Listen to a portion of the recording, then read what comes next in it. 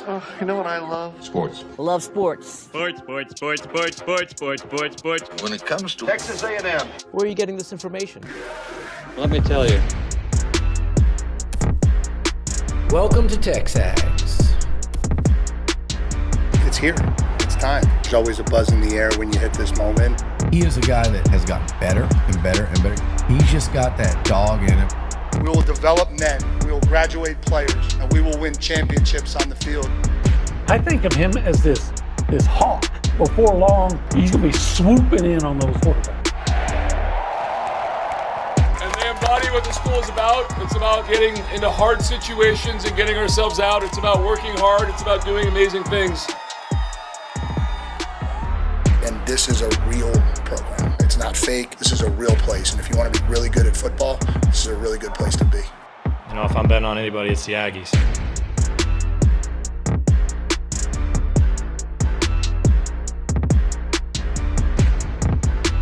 Post Pro Day, Olin Buchanan. Yes. Post Pro Day. Post Pro Day. Your second favorite day of the year outside of the NFL Combine.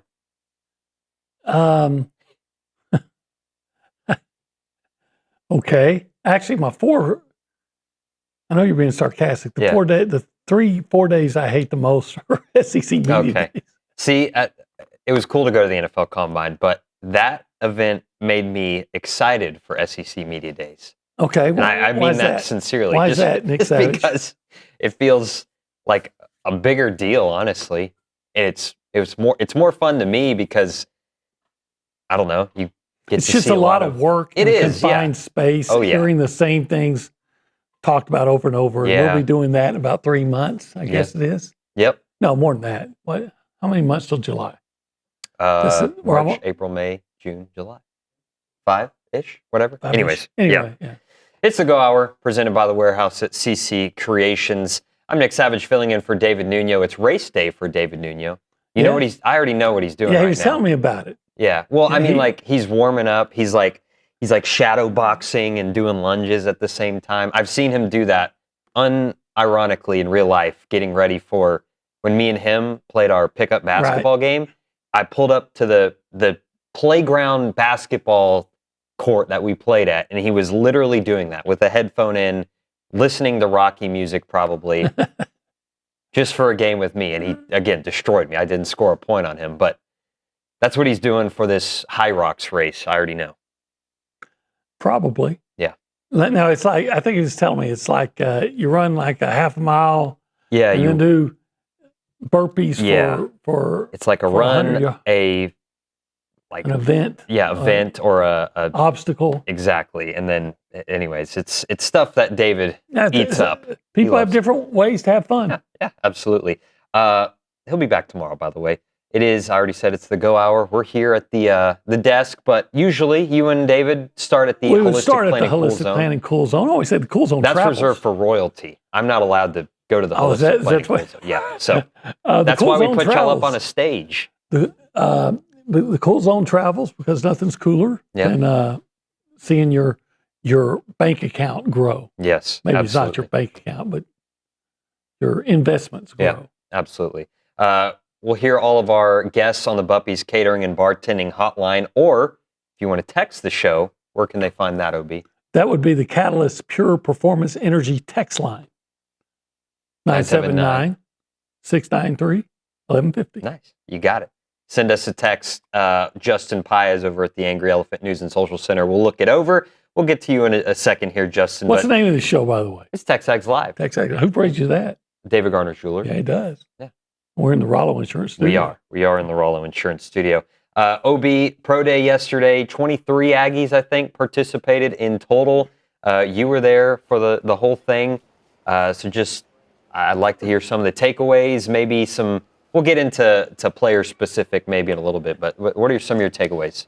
Well, first of all, of the events that they do, the one that I actually enjoy watching the most is the lifting. Bench press, yeah. Yeah, the bench press, because that's the one thing I can look at and, I can relate to. Like compare yourself to it. I used to be a weightlifter, believe it or not. And so when they take 225, I can remember when I worked out on 225. But could I do 20 of them in a row? No, I can't. I couldn't. And to watch, I think it was Regis do 27 in a row. That's impressive. I understand Chase Basantes had done 29 up in Indianapolis. I would have liked to have seen that. This is going to sound crazy. The guy that I think I was most impressed with on the bench press was Graham. Long snapper. The long snapper. Yeah, Jacob Graham. He weighs about 215. Let me find him here, yeah. And so he's already lifted more than his body weight. He does 23. And the last one. 216 is what he weighs. So I missed it by a pound. My bad. So the last one, he had to fight to get 23 up. And the whole, the teams around him, everybody's shouting encouragement and everything, which is common when you're lifting like that. But, not to feel like I'm disrespecting anybody, but when you see an offensive lineman come out and he's weighing 300 pounds, you expect him to throw up 225 about 20, 25, 30 times. But you see a long snapper that weighs, 216. By the way, I probably weigh 216. That's a damn shame. So who do you think? You look a lot different. I wonder if he could bench press my fat ass. How many OBs can they rep out? How many obese? How many LBs for the OB? But anyway, I was pretty impressed with that. Yeah. Who do you think out of those 23 maybe raised their stock the most? If it was me, I would think that the guy, of course it is me, I'm the one talking. I would think the guys that they would be interested in or that they'd react to is Albert Regis. Yeah. Because he ran a 4.88 40 in Indianapolis as an interior lineman. And then he bench presses 27 times. Yeah. I mean, that's a nice combination of size and speed, right? Strength and speed. Yep. And then did I miss it? Did Casey run the 40? I don't think he did. Yeah, and I don't think he ran it in Indianapolis either. So I was always wanting to see that. I'm not an expert on this. It's hard for me to say because I think Casey's probably reacting to a agent's advice. Yeah. I'll tell you, the guy that besides from Regis is probably Le'Veon Moss. Okay. Because he ran in there and ran a 4.5 something, I think it was, Yep. 40, and he's still not 100%. But just to go out and show that, hey, look, he can run a pretty fast time after his injury and is big, and everybody knows he's a big guy, and if you've watched him play, you see how physical he is. Yeah. So to see him go out, and I would think this guy's okay. He runs a time. I mean, he's not a lightning bolt speed burner, but a lot of running backs aren't. But he probably did. That on second thought, that would be my answer, Le'Veon Moss. Okay. Yeah, Billy on the boards I had to phone yesterday. a friend to get that. Billy on the boards yesterday put out a pretty good comprehensive post. So TexAgs.com/subscribe if you want that info. But I'll get some bits and pieces here. He's kind of got rough estimates on where he's hearing some of these guys getting drafted, and I'll touch on the people you talked about. Regis, he thinks, or he's hearing that it's about around 5 or 6. Yeah, that makes sense. So that, to me, I mean, he had a great showing in Indianapolis again yesterday, so I feel like he's probably bumped himself maybe up around. Yeah. And then Le'Veon Moss, about around 4 to 5 is where they're looking for him as well. But that's pretty typical for a lot of running backs, right? Yeah, absolutely. I hope gets drafted. Or even gets to sign a free agent deal. And he was out there yesterday, didn't go to Indianapolis, but Amari Daniels. He's a guy that, he led the Aggies in rushing a couple times, I believe. Yeah. I remember when Le'Veon got hurt 2 years ago, he came in and had that 50-something yard run against South Carolina, got him back in that game. He's had a lot of big runs in his career. Yep. Stuck behind Le'Veon for a long time, but never left. could have left and gone somewhere else and started, and probably would have enhanced his draft possibilities just by getting a starting role, but he didn't. So I always admired that. So I hope he gets a shot. Absolutely. Let's go around the room, OB. Let's check in with the fine crew. Taking my spot, my normal spot today behind the glass is Cade Bickham. Mr. Bickham, how are you this morning? I'm doing good. How are y'all this morning? We're great. Any takeaways from Pro Day yesterday? I guess my biggest takeaway is that I think it's cool that on Pro Day that you get to see a lot more faces than you would see at the Combine. I know that A&M sent a lot of guys to the Combine this year, 13. Absolutely crazy number, but 23 guys participating in Pro Day. I think that just speaks to what Coach Elko has done so far and his ability to get guys in a position where they have a chance to get drafted or get signed on a free agent deal. Expect it to be the standard, right, OB? Maybe not 13 every year, but right. They had so many guys at Pro Day yesterday, and I can. I've been around where they might have had 3, 4, or 5. Yeah. And sometimes they brought in guys from other. Yeah, I remember. Places. I was actually thinking about that yesterday. I remember in the transition from Coach Fisher to Elko, where it was only a few guys, and they had Kellen Mond back here. They had like a couple of guys who had transferred out, came back. So it was interesting. I remember a quarterback from East Texas. And to me, it's East Texas State, but East Texas A&M out here one time. Really? Yeah. Now this is before, I don't know if this, I can't remember if that was during the Sumlin era or the Fisher era, but they bring in people, some guys who've been to A&M and left and were coming. Yep. So, and still not have the numbers. Numbers that they, not even close to the numbers they have now. Yeah. Didn't need to do it this year. Let's go to the Angry Elephant News and Social Center. Justin Paez is over there. Good morning, Justin. How are you this morning? Doing great. How about y'all? I'm good. Said morning a lot there. Yeah, well, it's a good morning. Good. What do you got for us? Well, I was also going to have some Pro Day reactions. I got to listen in to the interviews from EJ and Le'Veon and Tyler and Albert and Torian. And I think you were talking about seeing Amari Daniels and being excited from that. To me, listening to the interview from EJ Smith, that got me extra excited, and especially him mentioning 2 teams that he was going to work out with, which the Dallas Cowboys, which is the former team of his father, and the Houston Texans. Don't say. I know, right? But I thought that was super great. And then also Albert Regis jumped off the page, always with his energy. But in the interview, it was great. So I think it was great. Albert Regis speaks like a philosopher. He's on a higher plane than most of us. Knowledge. He's probably on like 4 or 5 higher planes than me. But definitely always talks like. You got Plato, Socrates, Regis. Yeah. EJ Smith to the Cowboys, whether it be a late round draft pick or maybe a undrafted free agent signing, that one just makes too much sense to me. Yeah. In fact, if I was him, I'd probably want to be signed by the Cowboys because their running back situation is, beyond. It's been, let's just say, it's been very fluid of late. Yeah. Now, the guy they brought in from North Carolina last year did well, but you got to have more than one. And by the way, you know what? Someone asked EJ what his best memories were, and he would just say, just be. And I'd say, well, I'll tell you what mine are from him. First of all, do you remember? I don't know, you do.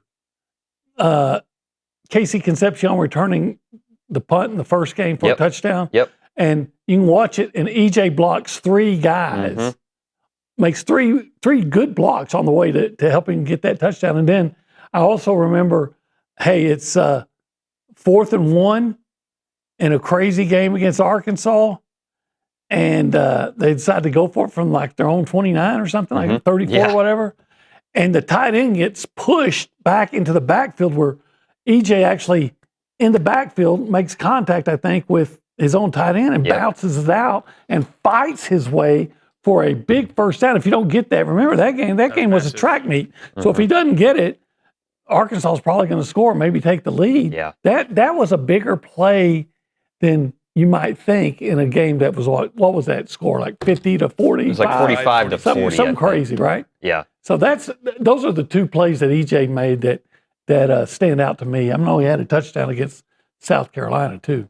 Absolutely. Anything else for us, Justin? I was going to discuss a little bit around the sporting world. Today's a big day because we get March Madness back in action tonight and tomorrow and Saturday and Sunday. But with the Sweet 16 today, the SEC comes in with 4 teams: Texas, Arkansas, Alabama, and Tennessee. But all are not favored in this stretch.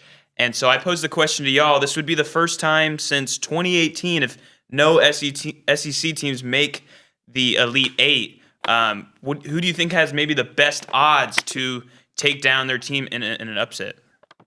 OB.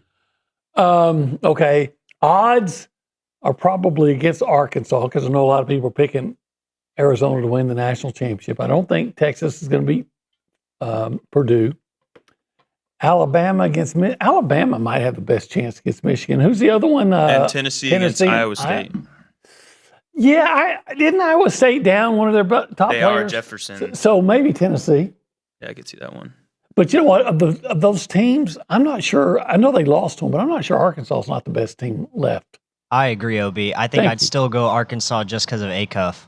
Yeah, they're my national championship pick. Arkansas?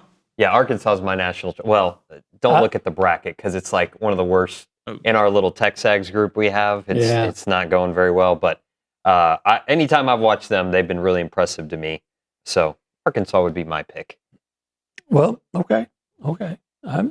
We'll see. You know, I like that Arkansas team, and they are very they're explosive. Yeah, they can be lax on defense though. Let's just hope it's not Texas. I picked since you mentioned that. Well, I was going to say, as much as I hate to say it, Purdue does not move me, and I think Texas is playing good ball at the right time. They just beat Michigan. They did. They did. Purdue collapses. They have a tendency to falter in March. I'm going to say this: the guy who was responsible for me getting on the radio, former co-host Gabe Bach. Gabe, I'm talking to you, and I know you're listening or watching, and if you're not, somebody's going to get this to you. He used to be so gung-ho, SEC, no matter SEC. I think he said that before he went to bed at night. You know, it's part of his prayers. And he would always root for the SEC team. So, Gabe, you going to root for those SEC teams? Ooh. Are you? I don't think you are. Not all of them. OB, your hair, you are, as the kids say, frame-mogging me today. I'm frame-mogging me. Okay, frame-mogging. We'll explain that at the break. Okay. I don't really understand it, but it's a new term that's in now. It's amazing how much attention my hair has gotten. Well, I just say that because I've decided to grow my hair back out. Not to long, but just where I can, mess with it from the buzz cut. So I'm in this awkward phase right now where it's like almost like poofy, you know what I mean? My hair just sticks straight up. So it was tough for me. I was like, should I wear a hat? But then I don't want to get in trouble because no hats on air. Really? So, well, yeah. Broniger, Lucci. There's a few exceptions. Then why are you still on social? Oh gosh, I don't know. Shouldn't have said that. Anyways, I'm just kidding. We got to hit a break here. Okay, let's break. And on the other side, we'll dive into a few things before we get to Stephen McGee at our 8:35 segment. So come on back. You're listening to TexAgs Live. We're presented by David Garner's Jewelers.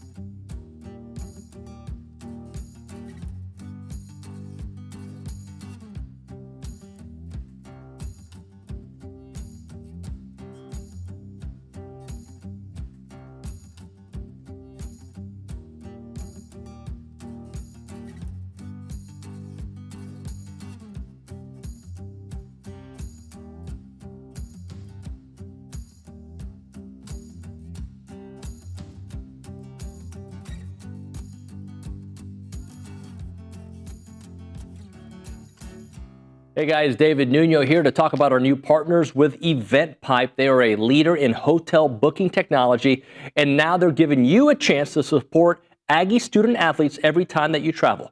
Thanks to their partnership with United and EventPipe, whether you're heading into a game, a business trip, or family vacation, every room that you book comes with cash back in the pockets of Aggie athletes. That's a wonderful deal. And with EventPipe, you'll get discounted hotel rates up to 20% lower than the major travel sites, while enjoying a fast, easy booking process. They've even created Presto, EventPipe's quick launch booking solution. It lets organizations build branded hotel sites powered by live hotel inventory, making it simple to book the perfect stay. So next time you want to book a trip, do it the smart way with EventPipe and support Texas Aggies NIL through United. Visit their website, tau.eventpipe.com.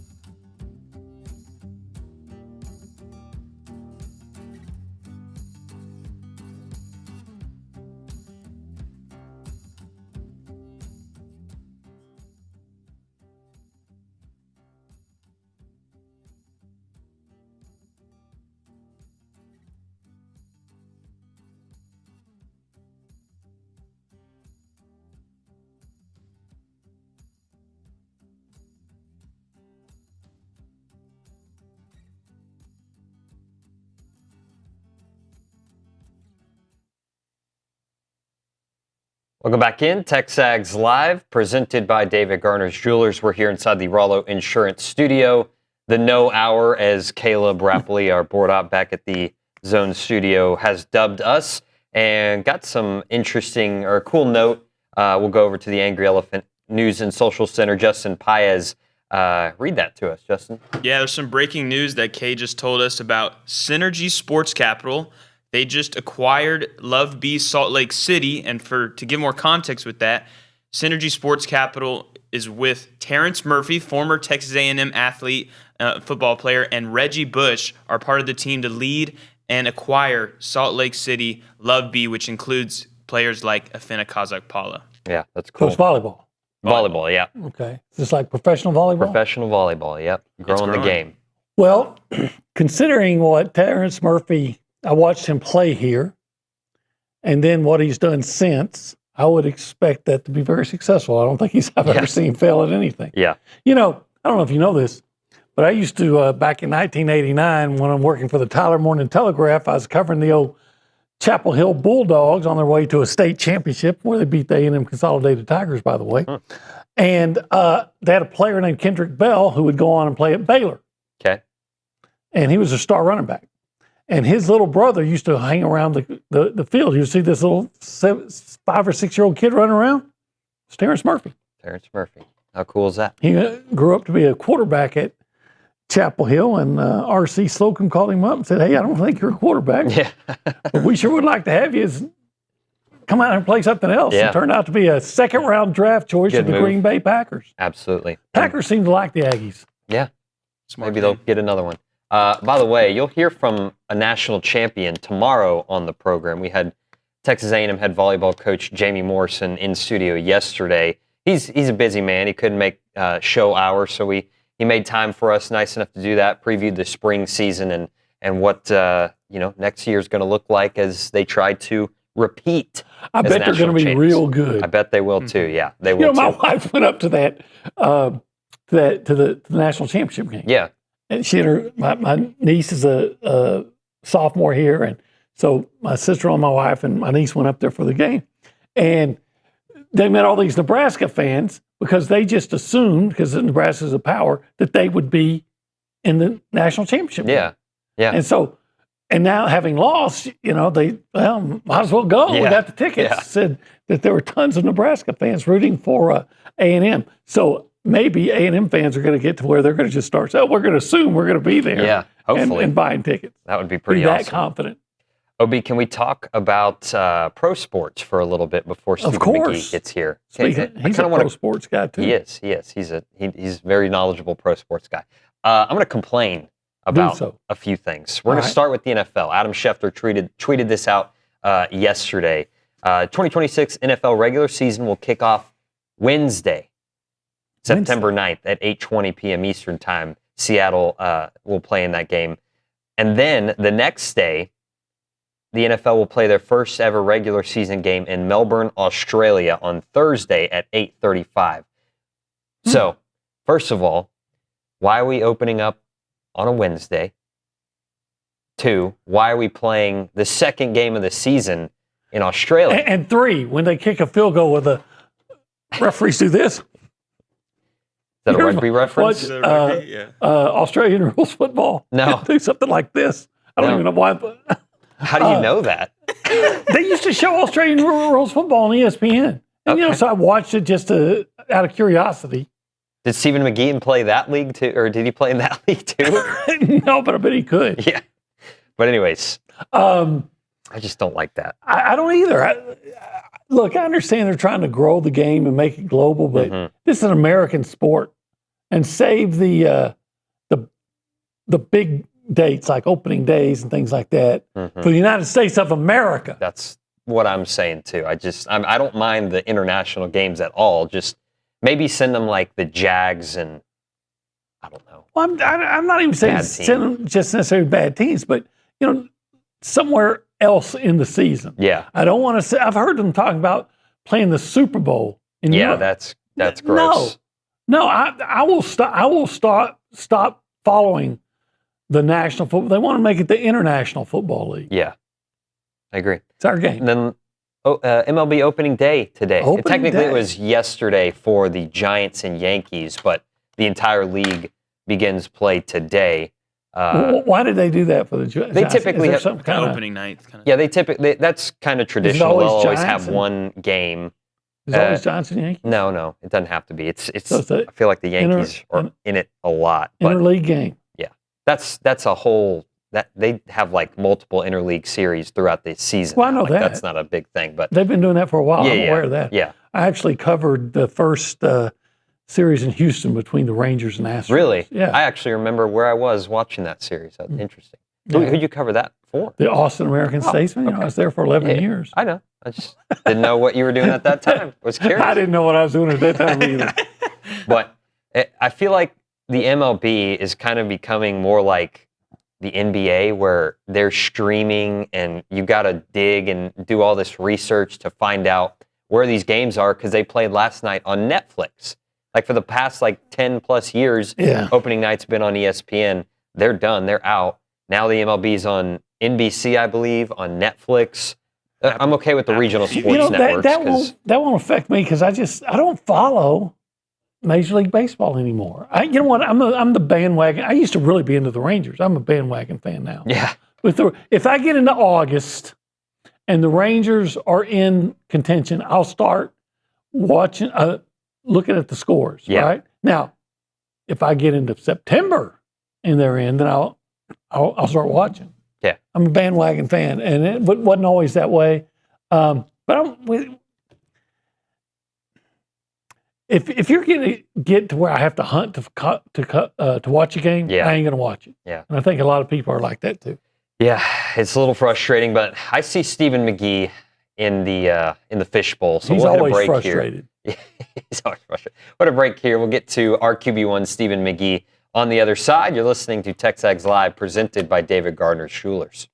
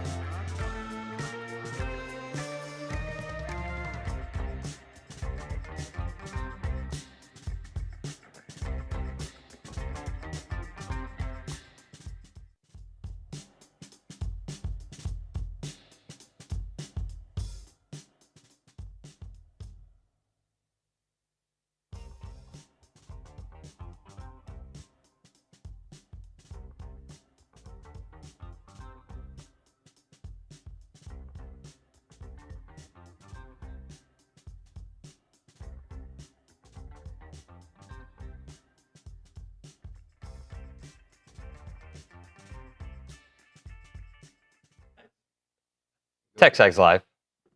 How go? What is it, Obi? It's Keep Your Hand to Yourself by the Georgia Satellites. Can you give me? I don't know that. I'm not going to sing. I want you to yodel like he does in the song.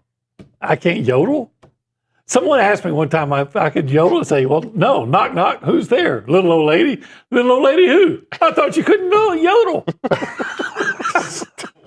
Little old lady who? Welcome back in TexAgs Live. We're presented by David Gardner Jewelers. Stephen McGee, our QB1, is in the studio, and your financial QB at Paragon Financial Advisors, helping you call the right plays for your financial future. Hey, Stephen, what is High Rocks? High Rocks is it's like CrossFit and like a marathon mixed together. That would be my explanation for it. But it's like you run X amount, then you do like 100 wall balls. Then you run, then you do like a row. Then you run, then you do like a skier. So that's where David is. Nuno. That's what he does for fun. Yeah. He does for fun. And better yet, he drove to Houston. He endured to do it. Houston. I don't even like the drive to Houston. How do you shower? Not even. What do you do? Oh, do you drive home dirty? Can you Definitely. imagine? And here's the worst part yet. He paid to do this.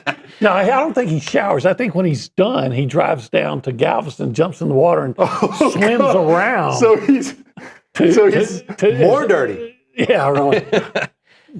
He just swims around to Hey, wash what's your the price sweat. tag? My price tag for Yes, what? you must drive to downtown Houston, endure the traffic, compete in, what is this called? High Rocks? High Rocks, yeah. Which is CrossFit junkies. And you're running around and you're doing random throws and exercises, and then must drive home, no shower. Okay. Do I have to be wearing the sweaty clothes? Can I drive home like just with the towel? Naked, except Yes, for the you towel. can. Okay. You can. And but stanky booty on your seat. Yeah, That's your own decision. Well, I'm going to have a towel. Yeah, a little towel. But the problem is, if I gave you my price, Can you imagine pulling up the OB and you're like, dude, where's your pants, bro? He's like, I'm finishing my end of the bat. It's like, oh my god, he's got this flow. I think I would just flex on life. I would probably die though, doing what David's trying to do today. I would too. Yeah. So what's your price tag to die? What's the point? Yeah. Well, now you ought to be asking like Irma. Hey, Irma, how much would we pay you to get Olin to do this and die? How much to get him to enter High Rocks? Can I be honest? Yeah. I would consider enduring Houston traffic to go down there to watch you compete. You just want to watch an old man die. You're like Johnny Cash in Folsom Prison. You just want to watch him die. I would love it. I would too, yeah. I think OB in one of these contests would be funny because I'm sure he would have comments along I'd the be way. vomiting all over the place. Yeah, you would be talking smack is what you would do. I wouldn't be talking. I'd be going, I'm glad you're here, Stephen. This is makes the back half of this hour go by so quick. Why? Because the front half is so bad. No, right? no. It's just. Is that what you're trying to say? If I had a nickel. Stephen, what was your pro day like? Oh man, what was it like? Do you remember, Obi? Were you there for our pro day? I just remember getting. I don't think so because I think by the time you finished, I'd moved on to my second job. My next job with. I don't think I ran 40. I was thinking there's a TexAgs photo that one of y'all pulled. I mean, y'all know y'all have dirt on everybody, but it's a terrible photo of me running a 40. But I think it was actually at the combine. Yeah. Okay. And my mom said, "Man, I'm going to kindly ask you to have these people pull this photo. This is the worst picture and representative of our family." What were you doing? I was grunting. Looked like I was running a High Rocks contest, but I was actually running a 40. It was a very unathletic looking face. I'm trying to see if I can find it, but it's bad. But yeah, let's not pull it up. No, we're not going to pull it up. But I remember Pro Day was especially important because it was a chance for them to get to see me in person throwing, and they want to see the ability, right? They want to see the ball jump out of your hand, the accuracy, the feet, all that kind of stuff. Not as much the physical side. So those boxes have more or less been checked at the combine. They get to know you. You talk X's and O's with them. They figure out what kind of personality you are. Scouting you, they've already seen enough defeat. Of course they did. That's why they love me. Hey, no, they had to. Who doesn't want to lose? I mean, you were taking the same round as Dak Prescott. They had to love you. So it's like we were talking about this earlier. The guy came in the office yesterday and he compared. He printed. He's like, "Hey, I brought this for you." And I looked down and it's this page is comparing the professional stats of Ed Hargett to Stephen McGee. And it's like, which one are worse? I don't know. Hargett threw for a lot more yards than I did, but had like 11 picks. You know, it's like, yeah, but in a world of what's worse, he was on the Saints, not the Drew Brees. The Saints were like the worst team ever. I mean, Archie Manning would be in the Hall of Fame had he played for just any other team. True. The Saints were god awful. They even made a movie about a Saints quarterback dying on the field. Were they called Number One? Were they as bad as 2008 Texas A&M football, my senior year? I probably would have taken y'all. They were heinous. That bad? They were heinous. God dang. They had a starting free safety from Rice. Well, Ed Hargett wins no matter what, just because he's my daughter's favorite. When he walks his dog out front, she takes off. It's amazing. No matter what you think of yourself, Stephen, have you seen? I know you're not on Twitter anymore. Let me say this about Stephen. Since I had that defeat joke, he started for my team against the Eagles and won. That's all he has. That's it. Let's have a day. And Justin over there is an Eagle fan. Give whoever's out there listening, all 5 of you, hope. If I can start and beat the Eagles, anybody can have a good day. What do you got? Are we looking at Swopey? Yeah. So you're not on Twitter anymore, but this page, that guy rocked college football, and he just posts like, I don't want to call Ryan Swope obscure because he's not to us, but maybe to the broader college football audience. That guy rocked Ryan Swope. I want to see Stephen McGee on here. Can we imagine? No, dude, we're going to make it happen. We're going to make it happen. Swope did rock. That guy's a unit. Swope was tremendous. By the way, I'm sitting there having a Charlie horse. I'm glad you're not doing high rocks. I thought he was getting ready to get up. There's an early look at OB in Houston. I can't even sit down without hurting myself. I don't know. I was having Charlie horse. Anyway, I believe that for a career, Ryan Swope had the best receiving career at Texas A&M than anybody else. I watched him have a career on the golf course last Saturday. Chad Schrader, you remember Chad? Yeah, Jamie McCoy. We had the guys get together. We went out and play a little golf. This dude hasn't played golf in forever because he's got 4 boys, right? I mean, you have 4 kids. You don't get to golf. This dude goes out and is like baby draw off the box, 320, throwing darts to 15, making birdies, just winning cash. It was incredible. It was as impressive as these clips. That's what you're going to be doing next Monday, right? At Miramont? Dude, I hit a spinny high cut. We're going to be out there to see you, by the way. I can't wait. I hope let's go. We're going to get... Is OB coming? Oh, yeah. OB will be there? We're doing our show from there, remember? Wait, what are we talking about? Next Monday. No one's told me any of this. Well, breaking news, OB. TexAgs live from Miramont Country Club next Monday morning. Can we get OB with the golf I'm the kind of guy that they try to keep out of Miramont. Well, you're getting in Monday. That's why you have country clubs to keep guys like me out. You're in now. Tater. Okay, well, how exciting is that? Hey, can I tell quickly my Chad Schrader story? Please do. Okay, so first of all, crazy fast, right? And he's at Westlake. I knew his dad real well because I covered his team that won the state championship with Drew Brees. Ron Schrader, one of the best football coaches I ever saw. So anyway, Chad, at one point, he had touched the ball like 6 times that one season, and he had scored touchdowns all 6 times. One time he was holder on the field goal, and he faked it, ran it in.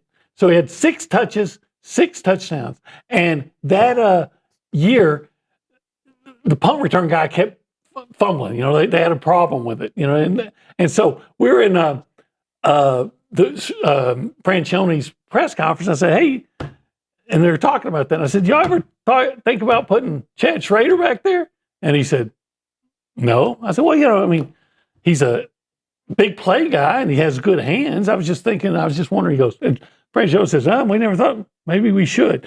The next game, Chad is back there, and I'm thinking, God, I'm actually praying, God, please let him return this for a touchdown, because then I'm going to get the credit. And then you're going to get the job, the special teams job. I mean, who would have guessed, right? The one time he touched the ball and he didn't score was when I gave him the suggestion to put him back. Chad pulls up stats from his senior year, my sophomore year. I think it was like Texas game.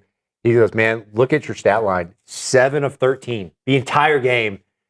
Chad goes, man, I had 1 catch for 13 yards. I was like, man, you talk about just dominating it schematically. Chad should have been had Nebraska under, I think it was Callahan was the coach. Had they not changed their offense, Chad would have been the prototypical Chad Schrader in the swope system under Sumlin.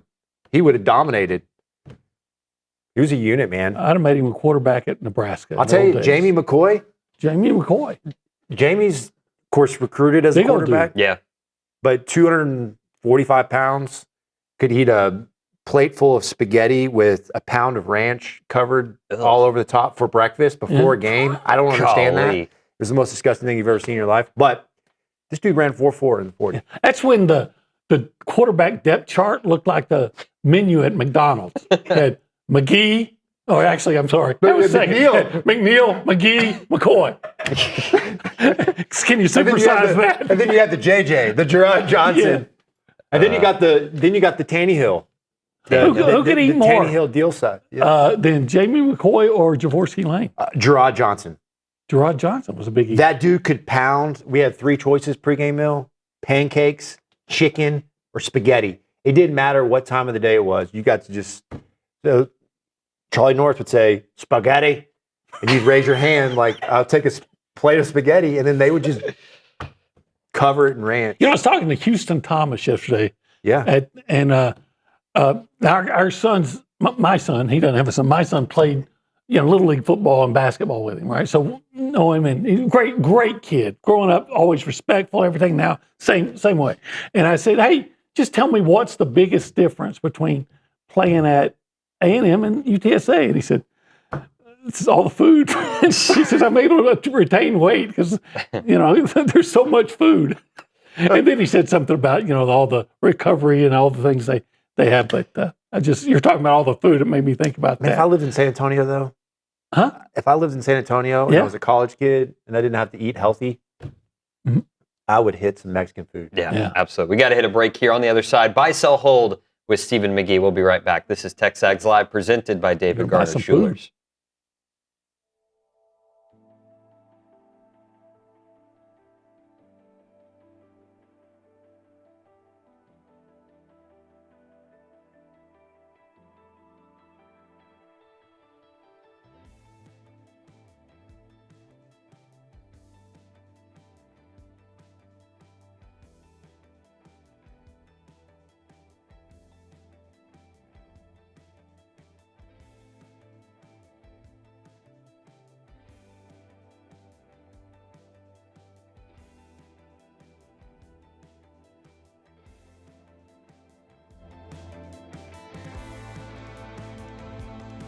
All right, we're talking about Burlebo, the heart of Texas, more than an outdoor lifestyle brand. It's products created with you in mind. Currently, I'm wearing the performance polo, the Texas Maroon and Gray. If you look into it, you've got the state of Texas in gray, and you also got it in maroon. It's one of their highest, most popular sales that they have there. It is really nice.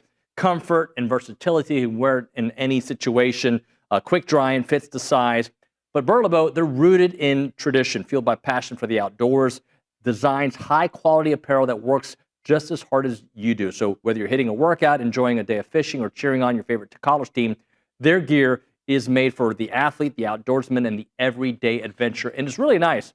I wore this one to church the other day. People talked about it. Really, my kids were like, "Hey, Dad, you look pretty good today." From athletic shorts to your favorite go-to tees and performance hoodies, they have everything you want. Check out burlebo.com and find your new favorite gear. It's Burlebo for the athlete, for the outdoors, and for the family.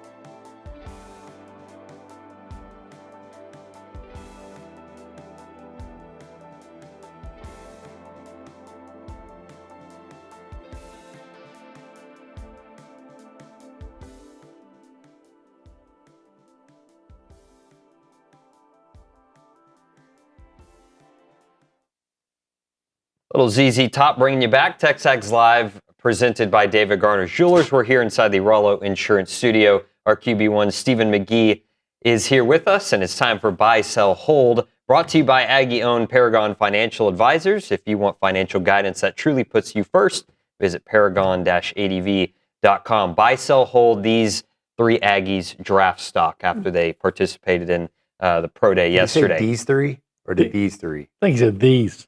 These? These. You're trying to get us this morning? Go ahead. I do have one for you. I'm not going to lie. I'm not going to read it because I don't Please think do. I could. Willie, you know Willie? I'll tell you the back end when we're off air. Hey, Savage, Willie who? Willie who? Tell me. Nate Borkature, Torian York, Armaj Reed Adams.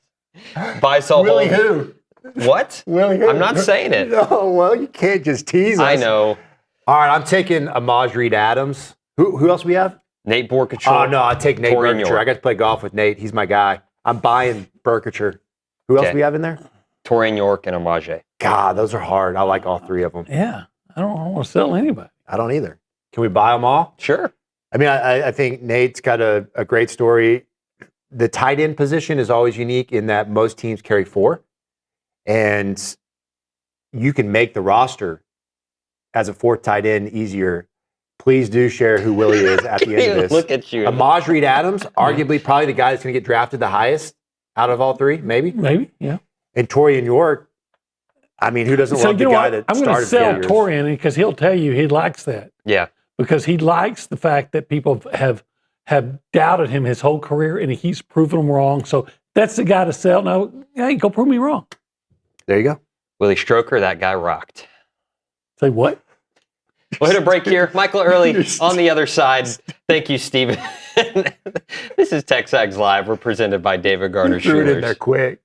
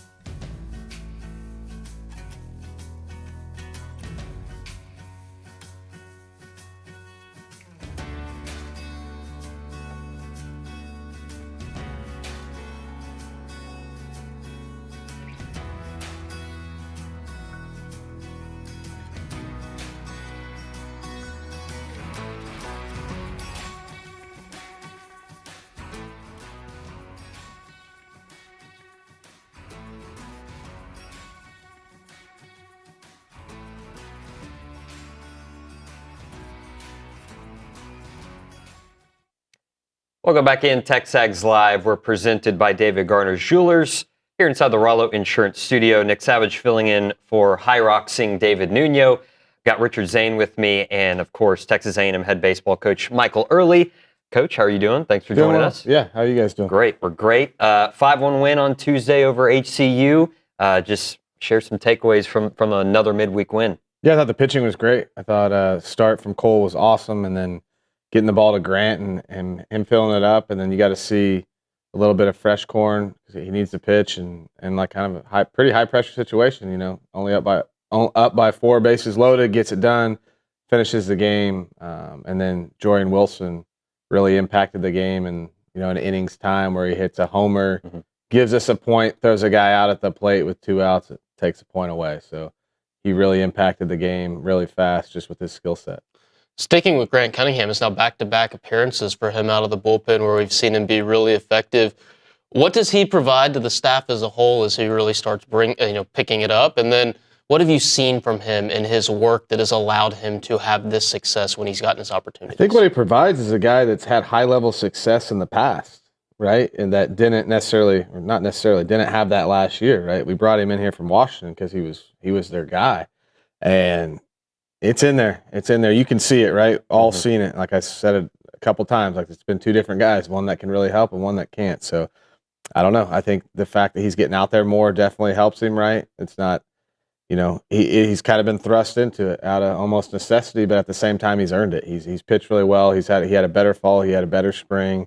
He's had a couple outings this year that weren't great, but he's had more that were. So we're going to keep getting him back out there, and when it's good, it's good, man. So we just need him to be consistent. What does an expanded role for Grant Cunningham look like for you? He's an anytime, any place guy. Up 5, down 5, up 3, down 2, 5th, 6th. Starter gets chased early. We don't want that to happen, but it's anytime. There's no inning. There's no part of the game that a guy like that can't throw in. And then I know you spoke about it Tuesday night post-game, but the start from Cole Hubert, right? 4 1/3 innings. I think it was 3 strikeouts, just 4 hits, something like that.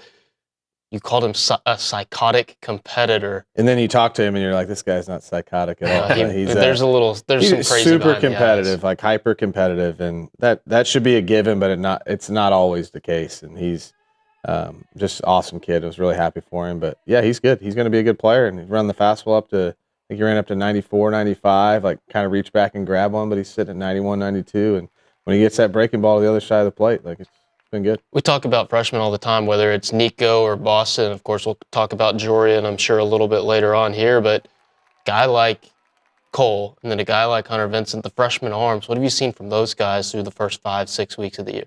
You've seen ups and downs, which is typical. And then this is a time of year we really need them to, find their stride. And Hunter had a really good day yesterday. They're trying to, just do a couple things to get him in the zone more consistently because the breaking ball can really, really play. And they've just gotten better. I mean, period. And freshmen, it's just like up, down, especially on the mound. The hardest place for an SEC freshman is on the mound, period. That's why you don't see like a ton of guys making a huge impact or like even like a weekend starter. But yeah, I mean, they just got to continue to get better because they're going to pitch and we need them to pitch. Boston Kellner's been super impressive, obviously, still sticking with the freshman. It's got a really impressive streak going on. Just what have you seen from him and why can he, as young as he is, keep getting it done at this level? He's just from an offensive perspective, his plate discipline's really good. He sees a ton of pitches and he's got a lot of walks, he's got hits. He's very advanced in that aspect of it. And I think there's more hit in there. But he's just really mature in everything he does, especially at the plate. And he's gotten a lot better on defense. Cliff's helped him a ton. He's just one of those guys that I don't even he's not a freshman to me at all. I don't even expect a freshman mistake, even though it happens. He's just earned that, and he's earned that since day one. Can Tuesday night serve as a launching point for another freshman in Jorian Wilson, impact the game both offensively and defensively? You've talked about his ceiling and what he can be, and he's not raw, he's just an experience. So what can Tuesday do for a guy like that? Get the experience you need to get in there. And I think you'll see his role start to expand. And I think we've played him appropriately and got him to this point and didn't just throw him out there. Like you gotta be careful, right? Baseball's a confidence sport, and you got to put guys in situations to succeed.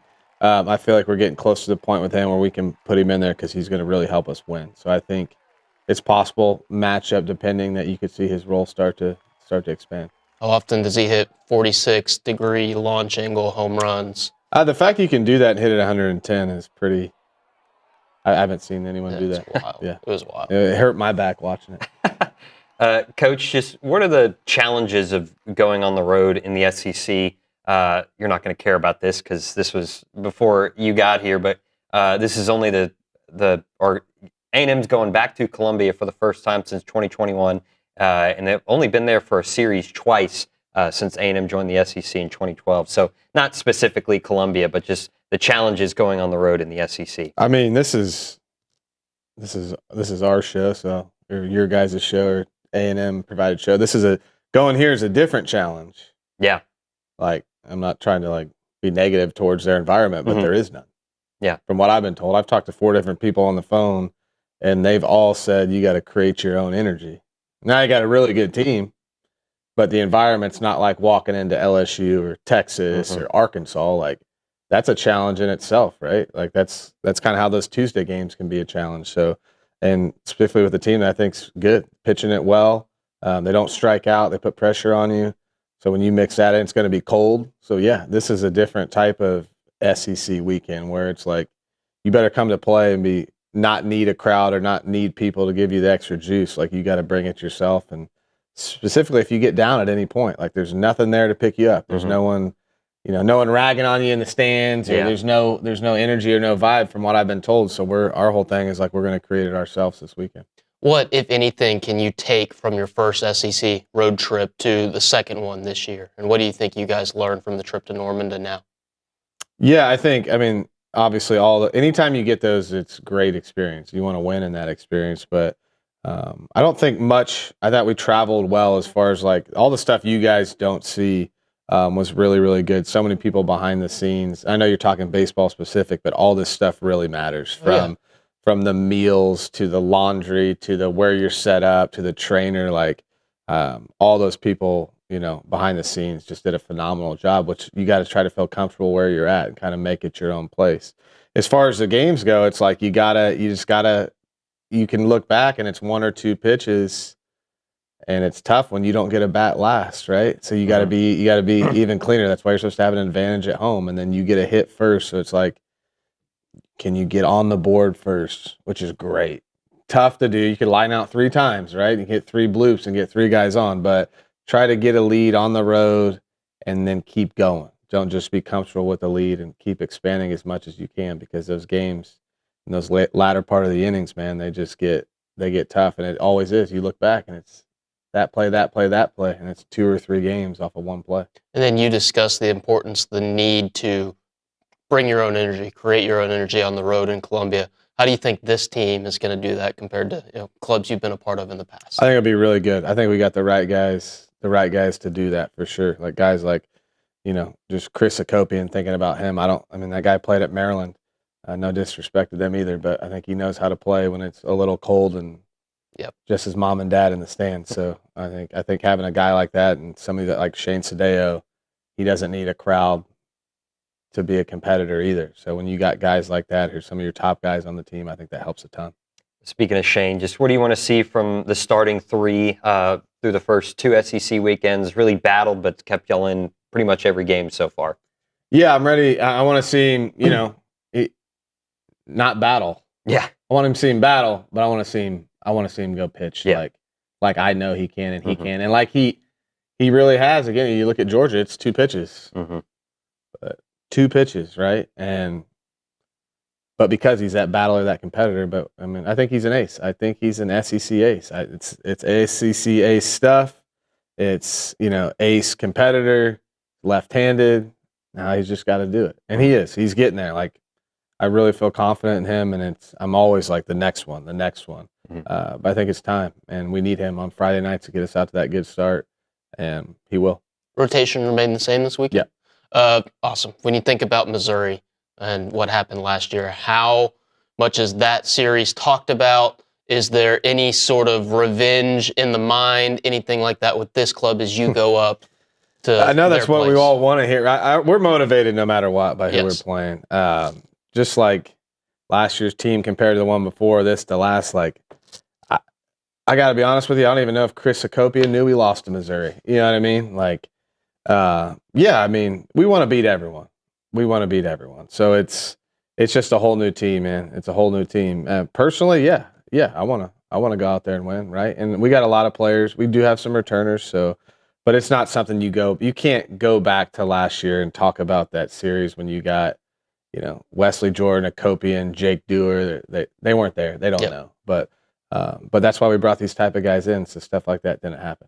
Plus, it's a different Missouri team too. So what have you seen from the Tigers in your scout? different team, and I think they're a better team than they were last year. They've had some. I mean, you don't get points for not winning games, but you know they take Auburn into extras, and they beat them by 2 runs, and then they beat Tennessee at their place. So, you know, it's a better team for sure, and they throw strikes. Like, it's kind of mixed, right? They got some strike throwers, they got some ball throwers, but they got some really good pitchers that really just pitch. They get on base, they get hit by pitches. They're going to put pressure on you with the bunt game. Yeah, they're a scrappy, tough team. I think, you know, they got some dudes they got some pros on their team, just like most SEC players or teams do. We'll take it away from this weekend series and talk about tonight, opening day in the MLB. A lot of guys that played under you are starting their minor league baseball start tomorrow, right? Or is it Friday? I think Friday. I think it starts Friday. But a lot of guys that played under you last year starting, you know, their first full pro season. So how cool is that? How much do you get to keep up with them, you know, as they kick off their pro careers? It's very cool. And I've even going back to the guys that had Arizona State in all the years, I have like a lot of guys in professional baseball. So I keep up with it a ton. I have it on my phone where I click and check their stats and see how they're doing. And it's this job, you get a lot of fulfillment from different things, but that's one that's huge for me, is like seeing those guys' dreams come true, because it was so important to me. So really cool, excited to see him, excited to see Jace get out there.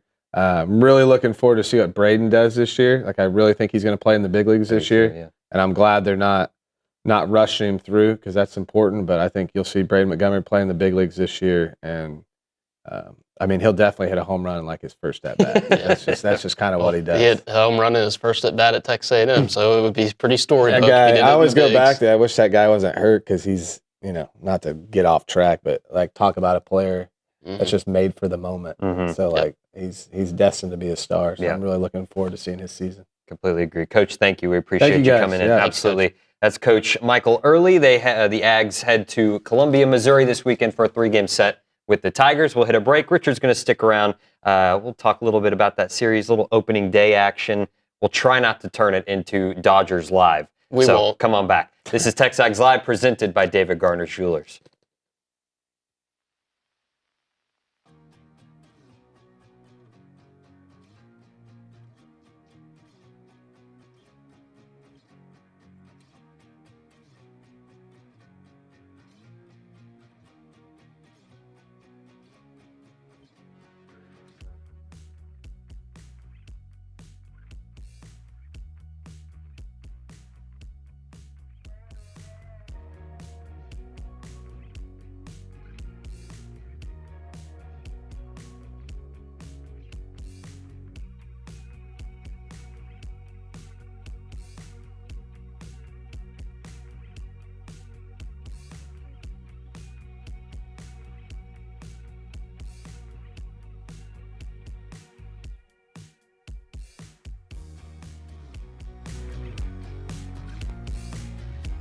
I wish I had Olin here for it, because he loves energy drinks. Catalyst Citrus Spark. This is one of the new flavors out there. Whether you're grinding through workouts, cramming for a test, or closing in on a deal, or getting ready for TexAgs Live, you never know, right?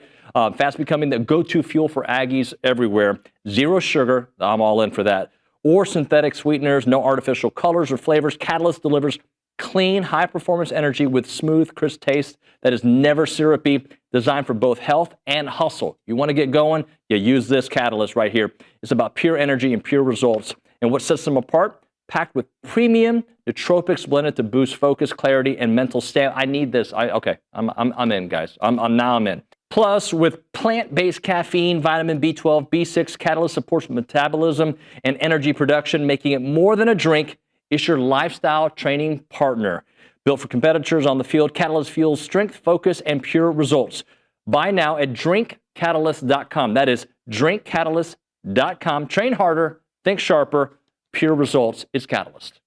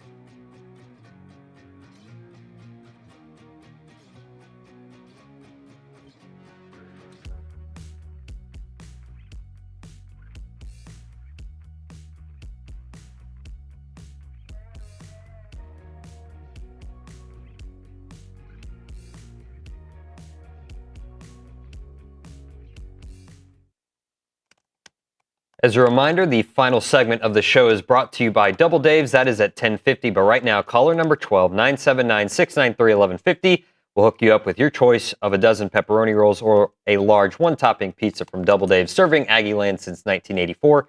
Double Dave's Pizza, serving up your favorite pizza and world-famous pepperoni rolls with reliable in-house delivery, bringing piping hot goodness straight to your door. Just click doubledaves.com and your favorites are on their way. Nick Savage here, filling in for David Nuno, who is high-roxing at the moment. We'll, I'm sure, get a very, very comprehensive report about it tomorrow. Tomorrow's entire show, we're just going to throw out the regular programming. Sorry, Billy. Sorry, Baseball Bunch. Sorry, pre-recorded interview with Jamie Morrison, which is awesome, by the way.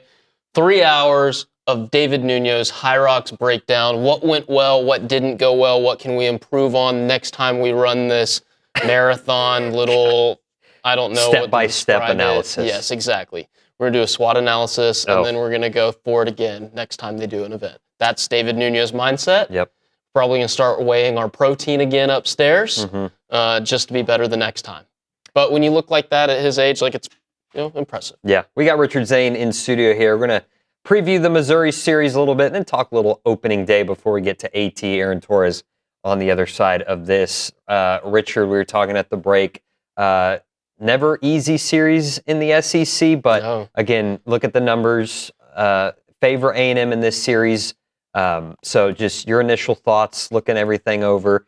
How do you think the Aggies will do up in Columbia? It's a very important weekend, right? Let's not mince words. I think at the very least you need to take 2 of 3 on the road, which is a lot easier said than done. I think everybody realizes that in this conference, regardless of where you go. Whether that's Baton Rouge and you got to go play at Alex Box Stadium, or you have to build your own energy, bring your own energy when you go up to Columbia and Taylor Stadium.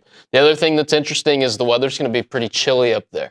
How does that affect the A&M offense? I think, at least through their first 25 games, they've shown that they can play different types of baseball. They've got the speed, they've got the bat-to-ball skills where they can win games without running the ball out of the yard, which they might have to do. I don't know which direction the wind's going to blow up in Como. I don't know how that ballpark's going to play when it's hot versus when it's chilly this weekend. Just to give you some numbers, Friday night, the high of 55, the low of 32. Saturday, high of 56, low of 31. Sunday, warmer, high of 71, low of 45. So I don't know how that's going to impact A&M's offense, but I think they've got the bats, they've got the maturity at the plate where they can win games in multiple different ways. They're going to have to utilize that tonight, or this weekend, excuse me. When it comes to Columbia and Missouri and the team they're going to face, they're better than they were last year, and it's a team that swept you at home. We don't want to talk about that anymore, right? Coach Earley says that in that clubhouse they're not talking about it.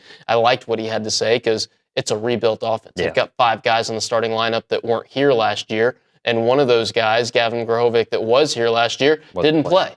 So it's a different looking offense. There are some names on this Missouri roster that you might remember, particularly a right fielder, Pierre Seals, good numbers, hitting .321 on the season. Jace Wawada has got an OPS, the only guy with an OPS over 1,000.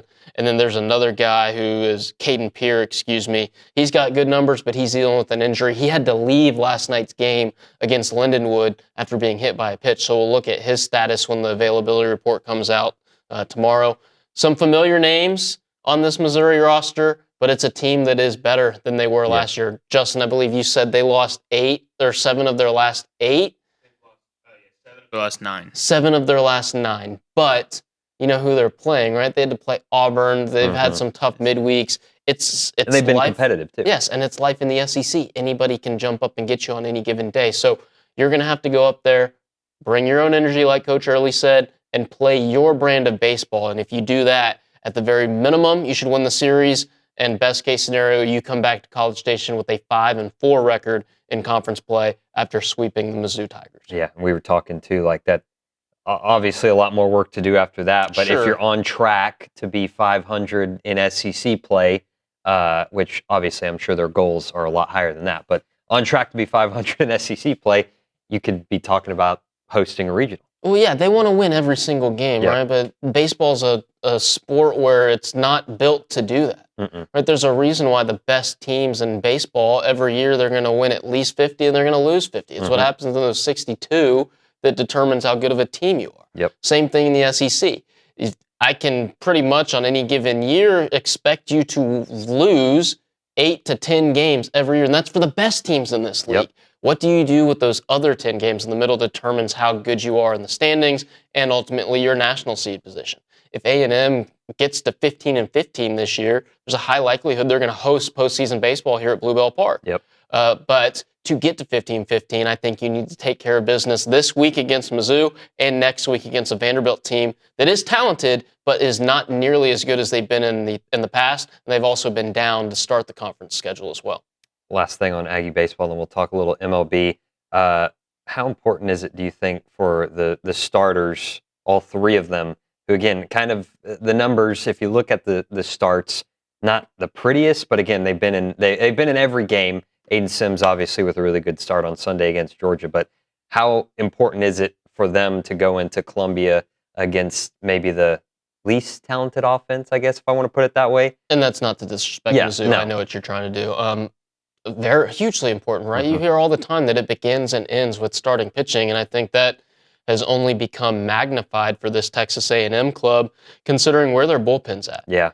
Right, they were already thin without having Caden McCoy and David Ramirez to begin the year. And then they lose Josh Stewart a couple weeks ago for the season up in Norman. So you don't have very many options in the back of the bullpen, which means each and every day you need good starts from Shane Sadeo and Weston Moss and Aiden Sims, which is way easier said than done in this league, right? Because of the offenses and how talented they are 1 through 9 each and every day. So for Shane Sadeo, I think it's hugely important that he goes out and gives you something of a quality start. Now, I'm not saying that it has to fit the statistical definition of a quality start, but Shane Sadeo pitching deep into the game is important, right? Because it helps save your bullpen for the rest of the weekend. Helps you be selective with how you use arms like Clayton Freshcorn and Ethan Darden and Juan Vargas if he can get back on track, and now a new emerger in Grant Cunningham. And that's not any slight at Gavin Lyons because he can mix and match and fit into any role you want him, whether it's to get important outs and leverage spots or to eat innings, right? Yeah. So Shane Sadeo on Friday is important. You've seen flashes from both Weston Moss and Aiden Sims in conference play already of being the best guy on a weekend, because I think up in Norman, the best starter for all 3 games, both teams, was Weston Moss on Saturday. And then last week against Georgia, the best starter in all 3 games for both teams was Aiden Sims. Now it's Shane Sadeo's turn. And now what happens if all 3 of them put that together on the same weekend? You feel really good about coming home with a trio of victories. Absolutely. It's opening day, my friend. Technically opening night last night. Did you watch any of that game? Yeah, I had it on. Of course, I watched all of it. I don't have Netflix, so I didn't. You don't have Netflix? No. How was it? So, I saw nothing but complaints about the production value. Here's the thing about Major League Baseball in the year 2026. If you're a fan and you're trying to watch at home, I think some network out there ran the numbers. You have to have 5 different subscriptions to be able to watch all of your team's games. That's insane. Yeah. That's crazy. The fans are losing in every single battle here. The production value was all right. It felt like a 3-hour advertisement for all of Netflix's new shows, like superimposed one-piece ships. I don't know what that means. I wasn't a huge fan of the score bug, but then I had there's a photo of my fiance and I that was covering up part of the score bug, so we just kind of flipped it down about 2 innings into the game. It was all right. I'm not a huge fan of Matt Vasgersian as a play-by-play guy, but he's not awful. Yeah, right. I like Matt. I feel like I get worn out by Matt Vasgersian because he was in some of those earlier versions of the show, so he's such a familiar face. But it was good. I thought some of the drone shots they have of that ballpark in the Bay Area and the sun setting was really cool. And then I'm never, ever going to complain when the San Francisco Giants lose a game. Yeah. I was just upset that the Yankees had to win a game. Yeah, that's a good point. So your Dodgers have the Diamondbacks. They play Zach Gallen Dodger Stadium. Gallen. Yeah. And Yamamoto, and it's one of the returns of baseball on NBC. Oh, right. There's There's another. They're just flipping. I have all NBC at least, so yeah, you have NBC, nice. cable TV. Astros locally here, they have the Angels in Houston, and the Rangers have the Phillies up in Philadelphia. So a few interesting series there. Just about, opening day's best. Yeah, it's one of the best days. Should be a national holiday. Wouldn't change the fact that we'd still have to come to work. Yeah. But it's so much fun to here at noon or 12:15, whenever that Mets game begins. I'll have something on the entire time, and that's just really exciting. And also, there's no more questioning what I'm going to watch when I go home after work. Right? I don't have to find a TV show to binge or a movie to throw on. We're going to watch a baseball game, and that's exciting for me. Perfect. Thanks, Richard. Appreciate you hanging out for a segment. Keep doing a great job. Whether you're filling in for Poppy or you're filling in for Andrew Monaco, you're doing awesome. I appreciate it. We'll hit a break here. Get to AT around college basketball. Get his take on the first round of the NCAA tournament. Some breaking news about Will Wade. He is leaving NC State, going to LSU. So that's official now. John Rothstein reporting that. So we'll get his take on that and more on the other side. This is TexAgs Live, presented by David Garner Schulers.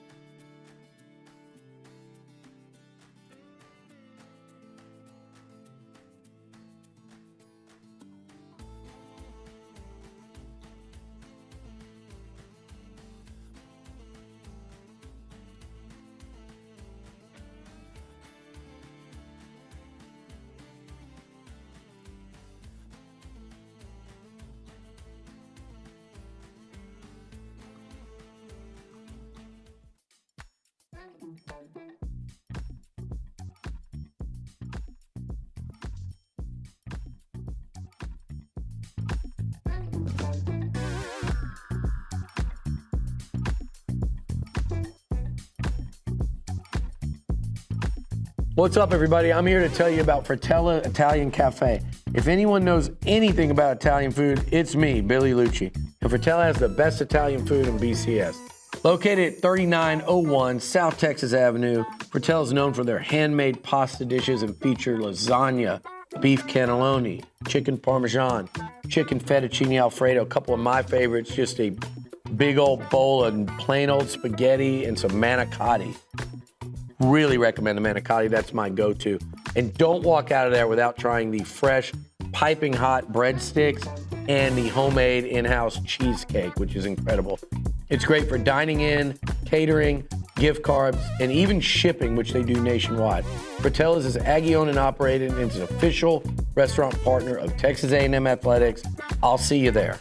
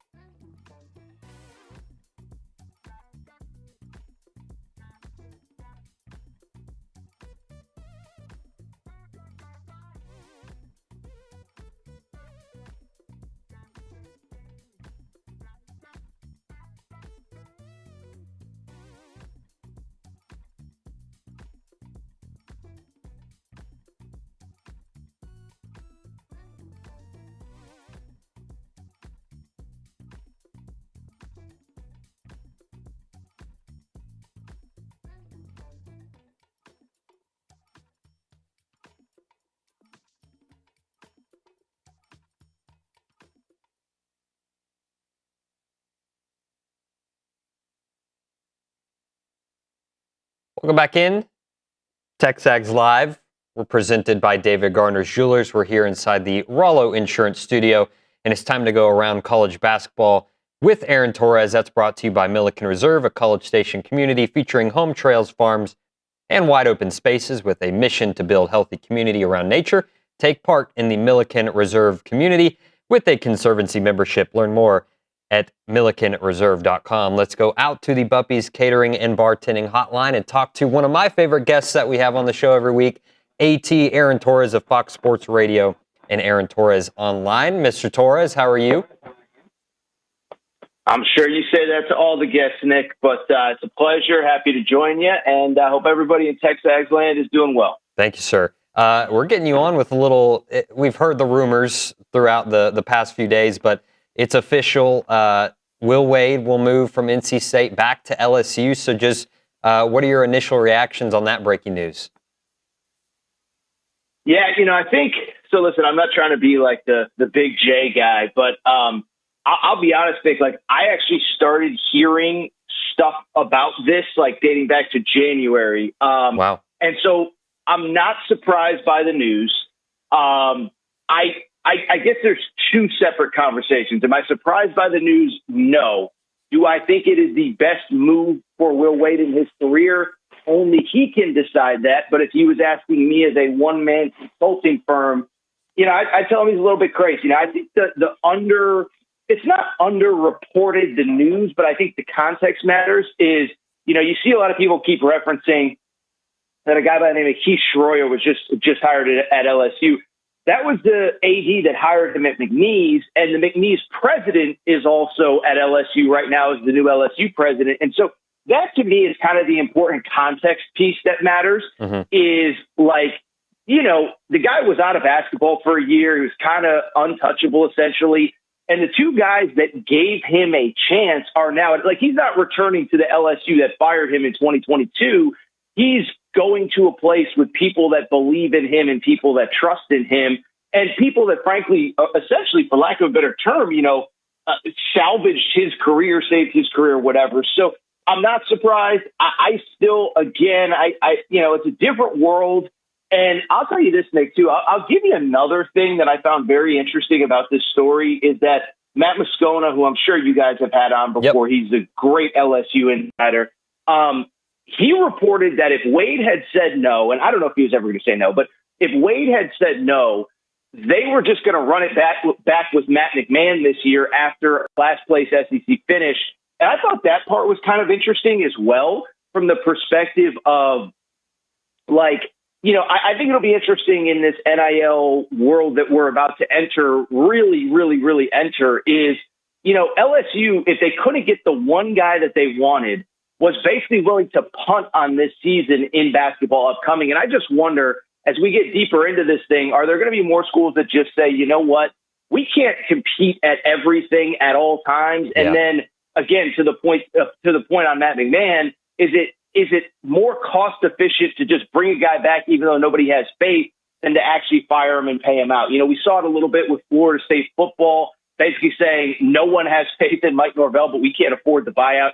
So there's a lot of subcontext that I think makes for a really interesting conversation.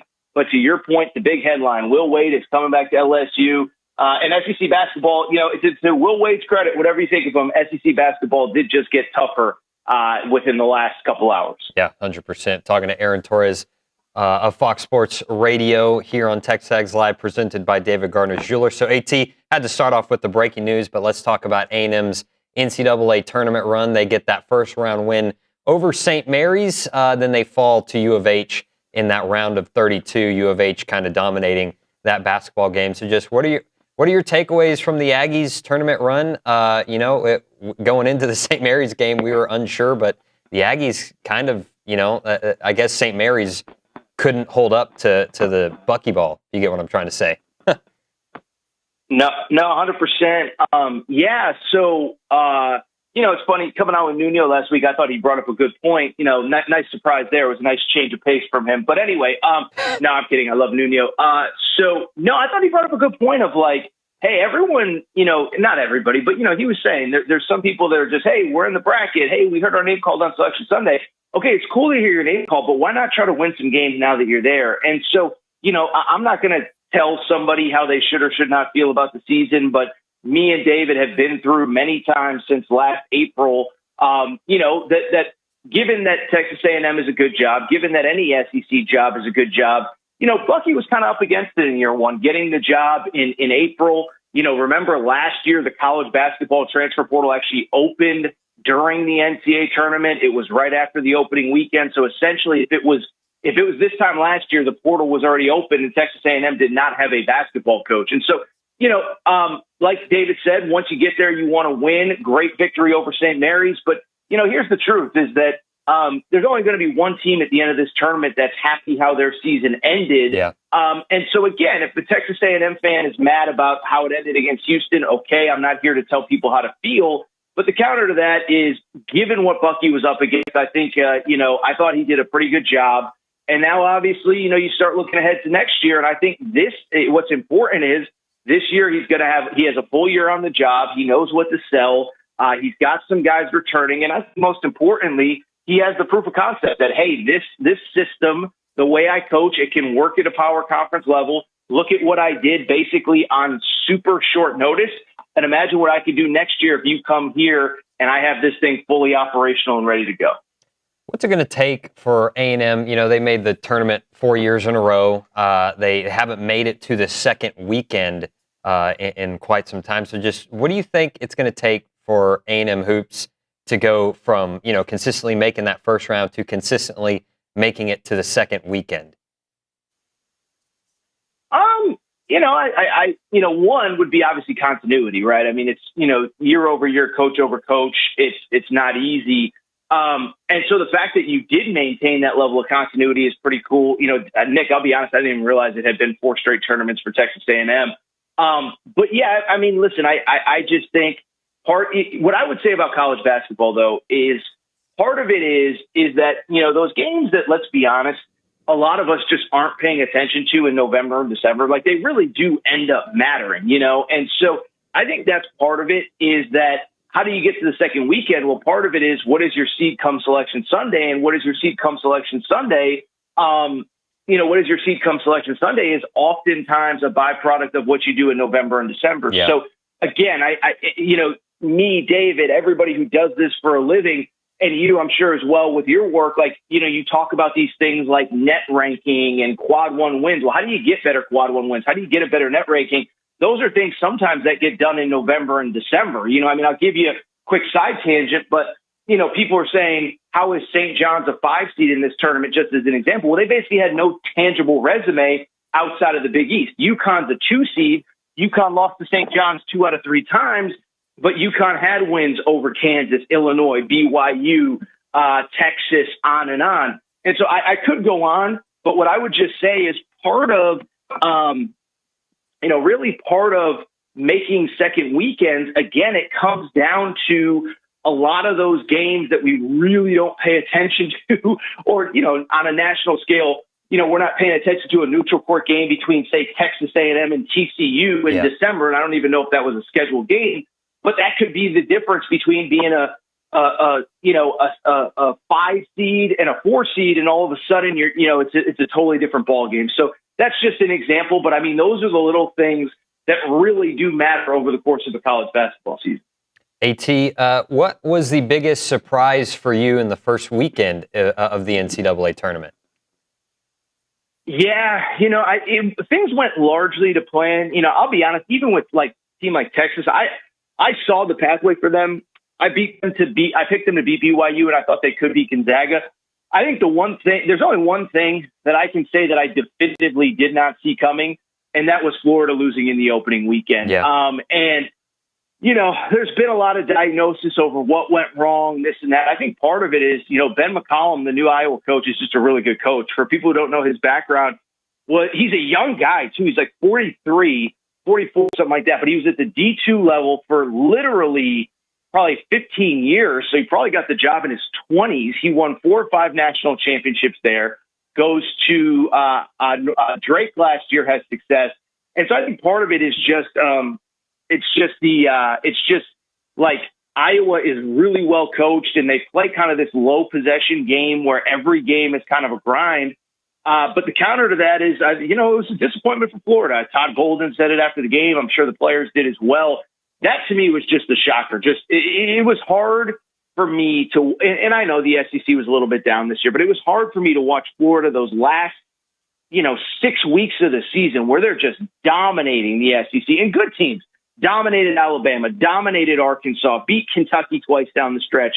And just to flame out like that, Nick, that was by far the biggest surprise to me. I think everything else largely, in my opinion, kind of went to plan last weekend outside of that Florida loss, which I'll readily admit I didn't see coming at all. Talking to Aaron Torres, Fox Sports Radio host. Aaron Torres YouTube channel is where you can get his work. AT, are the days of maybe mid-majors making deep runs into the Sweet 16, Elite 8, are those days done with NIL, transfer portal, and all that? Because the highest seed left in the tournament is Texas, who we all know is not is not a mid-major. Lucky underdog story, Texas. Yeah, exactly. Feel good underdog story, Texas. Yeah, no, I mean we'll be making documentaries about this Sweet 16 run from Texas and all they had to overcome this year. Just like Arkansas last year, that feel good plucky underdog Arkansas with their Hall of Fame coach. So listen, what I would say, Nick, is it's a very interesting talking point in this era of college basketball. I don't think there's any doubt, and I think it's funny. All the people that were saying 3-4 years ago, oh, just let the players transfer. What's the worst that can happen? Oh, just pay the players. What's the worst that can happen? Well, it's largely set up the system that we have now where, let's just be transparent. Why are there no great mid-major teams? All those players are played at the high major level. Go back to last year's tournament. Walter Clayton, Final Four MVP, came from Iona. Janai Broome came from Moorhead State, I think. So there's that element of it. I would counter by saying this, Nick, and I don't know if this kind of part of the narrative has picked up yet. I think it's made for much better basketball from about the round of 32 on. Is like, I watch, especially Sunday, it's like, Tennessee, Virginia, Iowa, Florida, UConn, UCLA. I mean, it was one game after the other that was just awesome. And now you look at these games tonight and it's like, and tomorrow, and it's like, Michigan State, UConn. I don't know about you. I think that could go either way. I think St. John's could quote unquote upset Duke. Would that even be considered an upset? So I think that's the push pull, the give take is, yeah, there's going to be less high points. There's going to be no high points essentially in this round. But man, I thought that basketball was really good last Saturday and Sunday, and I think it's going to continue here over these next 4 days as well. AT, what do you got going on the podcast? Where can the people find it? Obviously on Fox Sports Radio, so let the people know where they can find your work. Yeah, appreciate you, man. So yeah, the Aaron Torres podcast, it's basically Monday through Friday at this point. The cool thing about streaming is we're kind of on at different times. So we'll be on after the games tonight. And then Fox Sports Radio, I'll be on all weekend. I'll be doing the post-game show 11 or 10 p.m. Eastern time on Friday, which isn't really post-game. We'll be on during some of the games. But Friday, Saturday, Sunday, I'll be on all weekend on Fox Sports Radio. So if you're driving around, 600 stations nationwide, iHeartRadio app, that's of course when you're not listening to TexAgs, so that's what we're doing. When you can take a half a second away from TexAgs, I'll be on Fox Sports Radio pretty much all weekend, especially the evening times, kind of recapping the games. AT, I really do appreciate you. You make it easy for me whenever I have to jump into the host seat. So talk to you next week and enjoy the Sweet 16 and the Elite 8. Ask me anything except college baseball, although in June I'll have college baseball takes. So circle back with me in June if you want some Aggies baseball talk. Otherwise, I'm happy to help however I can, Nick, and it's a pleasure. And I'll either speak with you or Nuno next Thursday. Thank you. Yes, sir. Sounds good. That's Aaron Torres on the Buppies Catering and Bartending Hotline. We'll hit a break. On the other side, we'll go to Justin Paez at the Angry Elephant News and Social Center. Check out what's on TexAgs today. Maybe even check in with Cade Bickham. Who knows? So keep it right here. You're listening to TexAgs Live. We're presented by David Gardner's Jewelers.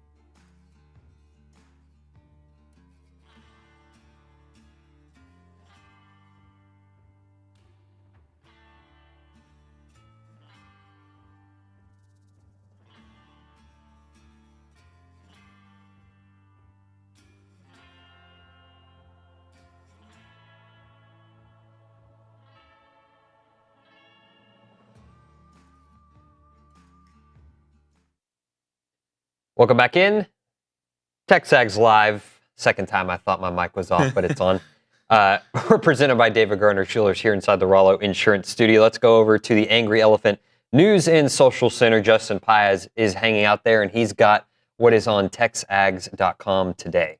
Yeah, there is so much on TexAgs today, and it is a reminder to become a premium TexAgs subscriber because I'm going to dive into what's on TexAgs already and what's coming out later today. Obviously, yesterday was Texas A&M Pro Day, so we got OB snippets from it, talking about Albert Regis. We got photo gallery. We got sights and sounds. We got pressers from Le'Veon Moss, E.J. Smith, Torian York, Albert Regis, Tyler Unyedem. So there's a lot from yesterday's content. We got Jason Howell's Around Texas, kind of full. I love Jason Howell. Full scope of football recruiting, and he's great. He's got everything there. Later today, we got B-Team, Thunderdome Thursday. They return. Richard Zane, Ryan Broniger. We got NIL interviews with senior setter Lily Nicholson and Texas A&M linebacker Noah McHale. And then we saw Coach Earley earlier today, and he's got a baseball presser later today. Awesome, yeah. And I believe Chris Akopian will be in for an NIL interview right after the show, so that'll be fun. Freaking NIL, man. Like our United content, we're rolling them through. Take Fives with Richard. Check that out. That's on our site as well as TexAgs YouTube page. And it's always a good time to become a United subscriber as well. You get lots and lots of content. Kaylee Dreyer doing a great job with that. So we'll hit a break here. 10 o'clock hour coming up on TexAgs Live. We got Logan Lee. Then we got the fan show right after that. So don't go anywhere. You're listening to TexAgs Live. We're presented by David Gardner's Jewelers.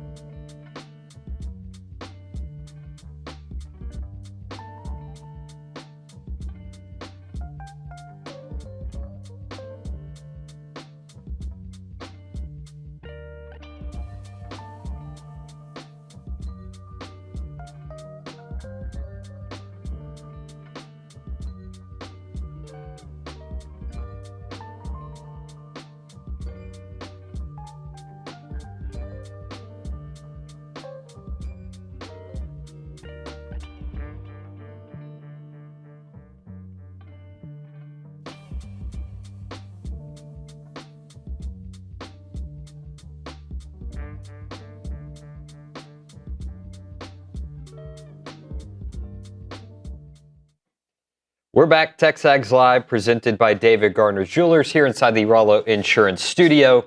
And we got Logan Lee, former Texas A&M basketball guard, former TexAgs. What was your title when you were here? I should know that. I mean, you forgot too? I was janitor. I was. You did everything. I ate the snacks in the lounge. I don't know. I did everything. Sales and advertising, basketball. I kind of did basketball coverage, but I don't like to say that I did that because Luke has kind of gone above and beyond what I was doing, and so he makes me look really bad. So No. I don't like to say that I did that anymore. You started off covering recruiting, right? Like football recruiting? I was the first recruiting analyst for TexAgs. Wow. That's awesome. And look, I was the foundation, and look where we are now. The house that Logan Lee built. Look at it. I built this thing on the recruiting side. Well, outside of Billy. You know, Billy did his thing, but Billy had the hotline, his little 888 number. Mm-hmm. Call if you want an update. Press 1. It'll charge you $1. That's crazy. How times have changed. Anyways, Logan Lee here, obviously in studio. Aggies win against St. Mary's. Big one. And then fall to Houston in the round of 32. Houston kind of took it to the Aggies, but what a fun year one under Bucky McMillan. And I guess let's just start with that St. Mary's game. Talking all week, everyone was cautious about St. Mary's height. That tended to be something A&M didn't deal with very well, but out-rebounded them, I think. Beat them with points in the paint, just a 13-point win.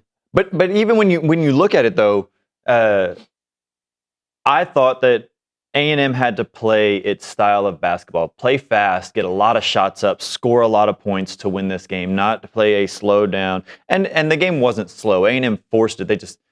Both teams were missing shots. Mm-hmm. A big part of that was because I thought that was the best defensive game Texas A&M had played all year long. Maybe not the best one, but one of the top 3. Definitely. And not only that, but you mentioned the rebounding factor. That was huge. That is why A&M found success in the first round of the tournament to get to the round of 32, especially playing against St. Mary's, who is a bigger team, a more methodical team, and to win that game by scoring 63 points, mm-hmm. that shows that not only did they control the game, they controlled the glass, they controlled it on defense. Wish they would have made some more shots, but you got to be happy with a 13-point win in the first round of the tournament. Absolutely. when you're a 10 seed, when you're an underdog. Mm-hmm. It was great to see, laying the foundation for the future. Yeah. Then obviously round of 32 game, fall to Houston. Let's not talk about that one. Yeah, they're just better. Look, better. They are. There's no question about it. I think Houston is a team that can win it all. They can be the champions this year. They were half a second, one shot attempt away from winning it last season, mm-hmm. and I think it's going to be that close this year again. And when you watch Houston, I think you can. What I was seeing is this A&M in the future? Mm. Is this what A&M is going to look like? Because Houston has bigs that are athletic, that run the court. They have guards that are dominant, that can score at all 3 levels. They can play fast, but their defense is stifling. Mm-hmm. One of the best defenses in the country. And so, is that the progression that A&M can have? Are we going to be seeing something like what Houston is? Are we going to be mimicking what the Cougs are? Yeah. I don't know. I haven't talked to Bucky that far in advance and looked into the future. I mean, I feel like everything that has been done this year with Bucky and his staff has been, hey, immediately, this is what we're doing now. Mm-hmm. Obviously, they're building for the future, but everything has been so hyper-focused on the next game. Yeah. Because they had so little time to create a roster, to put together a roster, to implement the style of play. And you look back at the growth of this team from that horrible Oklahoma State game on the road mm-hmm. to St. Mary's. Yeah. that progression and that growth and that development was astronomical. I mean, that's a fantastic coaching job, not just by Bucky, but the entire staff. Yeah, they did a fantastic job this season. That's an interesting way to look at it. This week or maybe next week is probably like the first time the staff can actually like look ahead and think, because like you mentioned, they got here, they needed to get players. Okay, time to practice. Okay, here's the first game of the year, but now they finally get to slow down, scout, and who knows what this team could look like. And let's not underestimate what they've been doing. Sure, I mean, they brought Nico in, and they've got the 6'11" kid from California committed and signed. I mean, they have been looking to the future, but now they can really analyze exactly what it is. They can take a breath and say, okay, here's what we are going after. Here's the guys that we are capable of getting. Let's see what happens in the portal. And here's the direction that we are going. Man, I mean,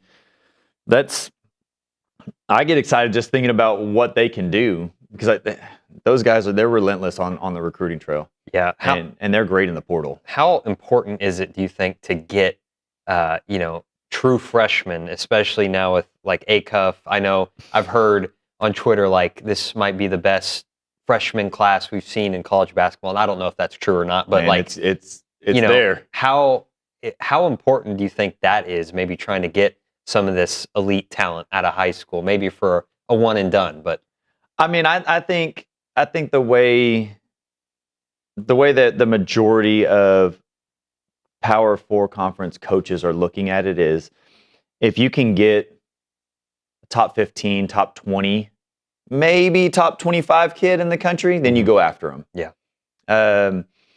And when I say you go after them, you go all in for them. Like, hey, this is what it's going to be. If you can get a top 50 player, you need to really evaluate it and say, is that a puzzle piece for the future? Because those players that are in the 25 to 50 to 60 range, whatever it is, hopefully they are a role player on your team, but not one of those impact. They're not going to be those impact guys. Yeah. The top 15 freshmen, the top 20 freshmen in the country, those will be impact players immediately. But you have to look at and unfortunately, it all comes down to money. And I hate talking about it like that, but it comes down to, do you have your NIL dollars in line? Can you afford to pay a high school kid for a season and know you're not going to get as much production, rather than go spend that money on a portal transfer who you get for a year, just a hired assassin, but more than likely that kid's he's gonna perform for you. Yeah. So you've got to have your NIL dollars in line, and for everybody listening, go give your NIL dollars to Bucky, because he's gonna need it in the transfer portal. So how would you grade year one under Bucky? If you had to give it a grade, what would it be? I'd give it an A. Whether that's an A, an A is the lowest he's going to get. I maybe move up to an A+ if you don't lose to Houston by 31. But God, we can't say it enough. We can't focus on it enough, and the fact that he was the last Power 4 coach hired. He had like 6 days in the portal to put together, and I say put together a roster, put together a program. Yeah. He had to hire his staff. Then he had to go into the portal. Oh, by the way, Buzz didn't leave you any NIL dollars, so we gotta go fundraise, drum up some NIL dollars so we can get these players. And all of that happened within a span of 45 days, and maybe 30 days that you put together a staff, you put together a roster, you put together a staff, you put together NIL dollars, then you put together a roster in a month. You're picked 13th in the league. You have 0 players that know your system. Yeah, I take that back. Josh Holloway came from him, so he had 1 player that knew his system. You had Chris, who knew Texas A&M. No one else did. I mean, all of these things, and you have a a 3-month period before your first game. Mm-hmm. Like all of a sudden, those first 5 or 6 games, I think all of us were thinking, it's going to be a really long year when you get to SEC play. Yeah. We may be able to beat some of these non-con teams, but SEC is going to be a beast. And then all of a sudden, you end up 4th in conference. Yeah, leading the SEC halfway through. Like that's fantastic. You can't say enough about it. Absolutely. Let's go through individual players now, and I think you can't start anywhere else but Rashawn Agee, war number 12. Super fun player to watch.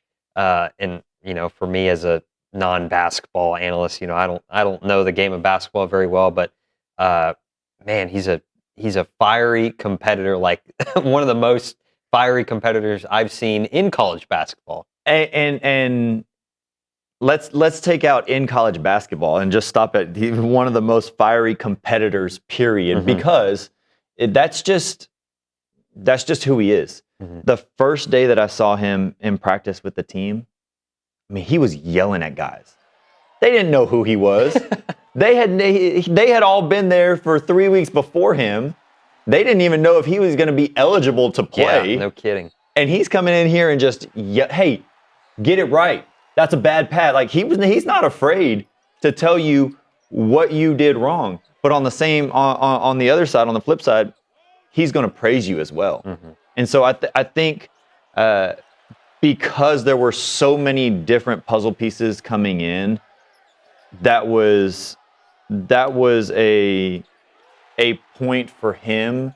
Everybody no one was going to not listen to it. Yeah. Because you don't have that option. Everybody has different backgrounds. Everybody's coming from a different school. And there's nothing familiar. There's no foundation here. Now, had there been 10 guys that were at Texas A&M the previous year, and it may be a new system, but all 10 of those guys know each other, it'd be hard for a guy like Aggie to come in and just start yelling at him, because they would look at him and be like, hey, man, you've been here for 48 hours. Like, I've been here for 4 years. Back up. But no, it flowed perfectly, and he took leadership of this team on and off the court, and he did a fantastic job. I mean, look at just the hustle plays. Yeah. The guy, like, Aggie, you're 6'6". I don't know what you're listed at, but you may be 6'6" and a half. And look at what he's doing to all these big guys.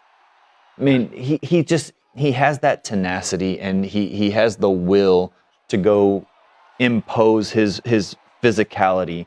No matter if they're 7 foot, no matter if they're 6'5", he's going to go do it. He never backs down, and I love that. And that's what this team needed. Another guy that was a big piece, Rylan Griffin, playing his last year of college basketball here. So I just talk a little bit about his impact and how valuable he was to this team. The thing that it made me a little wishy-washy on him was he would have some unexplainable turnovers or a play where it didn't look like he was hustling very hard, but then he would get the ball back on the very next possession, and then he would make a three, and nothing really got him down. There were some times I thought he, along with everybody else, went through some dry spells from the 3-point line, but they all fought out of it, and so did he. And he, if he was making 2 or 3 threes, he was more than likely going to have a good game. Yeah. Which means Texas A&M was more than likely having a good game. It wasn't just Aggie has to have a good game and everything's okay. It was Aggie has to have a good game, but Rylo's got to make a couple of shots, and he's got to get a couple of rebounds, and he's got to get to the free throw line. And that the way that this team was built, everybody needed to have a part. And if Rylan didn't play his part, A&M looked out of whack. Yeah, they did. And they looked out of sorts. And so it was a team effort, and he came in and he filled that role really well. I mean, God, just look at his release. I like watching his release. I know this is bad radio because I'm just watching the shots go in, but if he gets hot, he could change the scoreboard in a heartbeat. Absolutely. And that's what A&M needed too. So let's talk about some of the returners, not all of them. You got Ruben coming back, Zach Mackenzie Mbako obviously played 9 games, I think, and is going to return. So just that's a pretty good nucleus to build on. Absolutely. You know, I'm looking forward to Mbako and seeing what he can do with a full off season, being healthy, working out with Darby, being in the system. You know, the times that we saw him play, he was never 100%. We never saw him even at 80%. There were a couple of games where he came back, and my initial thought was, man, he is playing slow. Like he's not at the speed of this team. And I was thinking, well, he's hurt. You know, he's got to get his conditioning back. He's got to get his game legs back. But it wasn't that. His foot was broken. Like he was playing hurt, but he wanted to play so bad that he was like, I've been hurt. I can play through pain. They didn't know how bad it was. He didn't know how bad it was. And then they go and do X-rays, and they're like, "Yep, you're done. Yeah, like you're having surgery tomorrow." And so we hadn't seen him in the manner in which I think he is capable of playing, in what got him to workouts with the NBA teams. You know, the NBA saw some things in him. We haven't seen that, and I want to see how that fits into this system. Yeah, that's an exciting aspect that we haven't seen yet, that we will see next season. Last question here for you, and it's kind of an unfair one because we don't know what the team's going to look like. But what do you think year 2 under Bucky Ball here, Texas A&M basketball, will look like? I don't know. I think I know it'll be exciting. I know they're going to give max effort. I think they will be a better team, but I don't know how their record will play out in conference. You know, this was I feel like they did a really good job in conference. I don't know if they'll get 4th next season or not, because you don't know what transfer portals are coming in, who's leaving. You don't know what all the other teams are picking up. Yeah. You know, each Will year. Wade's back, so technically, you know, SEC just got a little bit harder again. Absolutely. So, I mean, there are a ton of aspects that we don't know, but what I do know is that it will be an interesting brand of basketball. It will be fun to watch, and as a team, they will be better than they were this year, just because of the foundational groundwork that Bucky has laid, and some of the players coming back and knowing the system. Absolutely. Logan, I appreciate you taking time out of your day and hanging out with me. I'm excited. I'm excited for next season, but I'm happy for this year. Yeah. Yes, sir. We'll do it again soon. Yeah. That is Logan Lee, former Texas A&M basketball guard. We'll hit a break here on the other side, the Fan Show, presented by Prize Picks. This is TexAgs Live. We're presented by David Gardner Schulers.